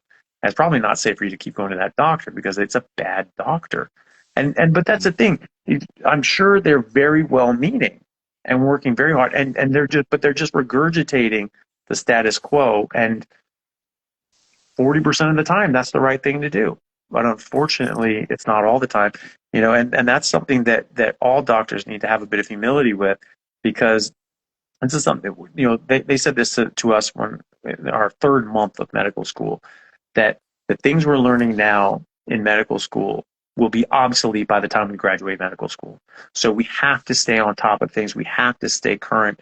We have to keep learning. We have to keep that open mind that the things we're learning now won't be true in a couple of years. But we'll have to figure out which ones those are. There's a famous address to the Harvard graduating class of Harvard Medical School where they said that half of what you learned here at Harvard is going to turn out to be wrong. But no one's going to tell you which half, because nobody knows. Because we all think that it's true, right? But it's not. We know that inherently, because medicine is not a science. We can apply sciences to it. It is not a science. We're trying our best to sort of guess and check and see what works. But that's going to be an ever evolving discipline. You're never going to get it perfect, right? There are going to be some things that you're just like, nailed it. Awesome. That's the whole reason why it's called a practice, right? That's it. Yeah, you practice medicine. Yeah. And the art of medicine, it is absolutely more an art than a science. It's not a science. It's if you can call it a science, it's a very soft science. The studies that are coming out in medicine, these are a joke. My dad was a physicist. He was on a Nobel Prize winning physics team at the Lawrence Livermore Radiation Laboratory at Berkeley with Louis Alvarez and Dr. Chu, and not the Chu that's there recently, but the original Dr. Chu. I think it's Gregory Chu. Anyway, so that's real science. They're getting hundreds of thousands of data points looking at subatomic particles in a bubble chamber and things like that, and really trying to figure out what the hell is going on. And they still don't even know, right? And you have millions and millions and millions of data points, and they're just trying to puzzle some things together. And they understand, because they've had so much data, that they're like, yeah, we're trying to cobble this together, but it's, we still understand how little we understand this, right? And that's important to do. In medicine, you've got there's a great example from a Nobel Prize winner in physics, Ivor Guyver, who said, you're talking about the definition of junk science. And it was just like, it's like, yeah, you get 10 people who eat tomato soup and 10 people who eat onion soup, and the people that eat tomato soup get 2% less cancer, and than the people that eat the other soup. And it's just like, it's like, yeah, you can publish that, but it's not good to anybody. It's not good science. It's garbage. It's nonsense. And that's it. There's so much junk science in medicine, and you just have to be a bit humble about it. It's not a rigorous discipline. It's just it is in many respects. I shouldn't say that, but there are so many things that we base large swaths of practice on that have no business being there. Saying that people should eat fiber because some dude was in Africa and saw that people that ate more fiber had big turds and they had lower rates of colon cancer. I'm like, that was it? That's the actual origin of why people suggested we should eat more fiber. That was from Dr. Burkitt. And but he's a famous doctor. He's very influential. And, Burkitt's lymphoma is named after him. Yeah. So he was a very smart guy. And he just said, I bet you that's from fiber. I bet you they don't get colon cancer because they eat more fiber. No study, no data, not even epidemiology, didn't even give him a frickin' survey, right? It was just said, I bet you that's what it is. And it's stuck. It's still there, right?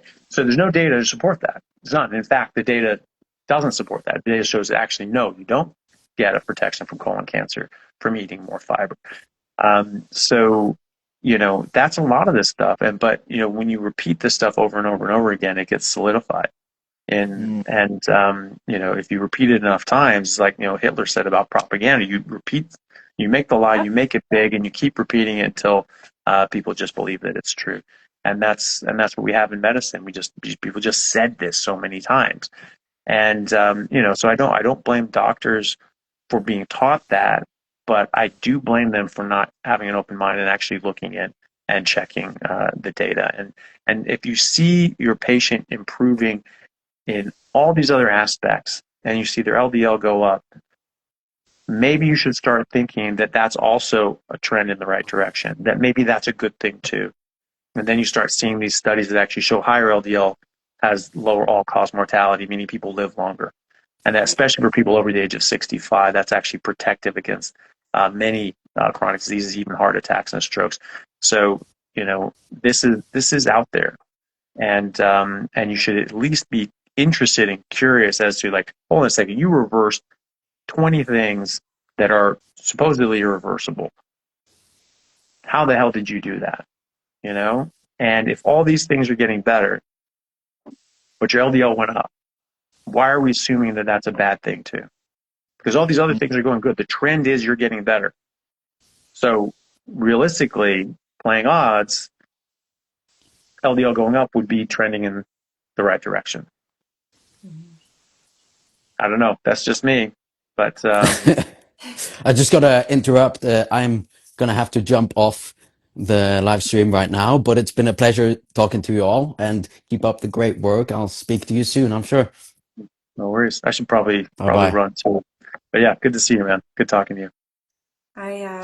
I definitely was looking at the time going, I want to be respectful of your time. It's also 9:05 p.m. where you are as well. Yeah. Yeah. So I think this is probably a good point to go ahead and shift, as the conversation has been amazing.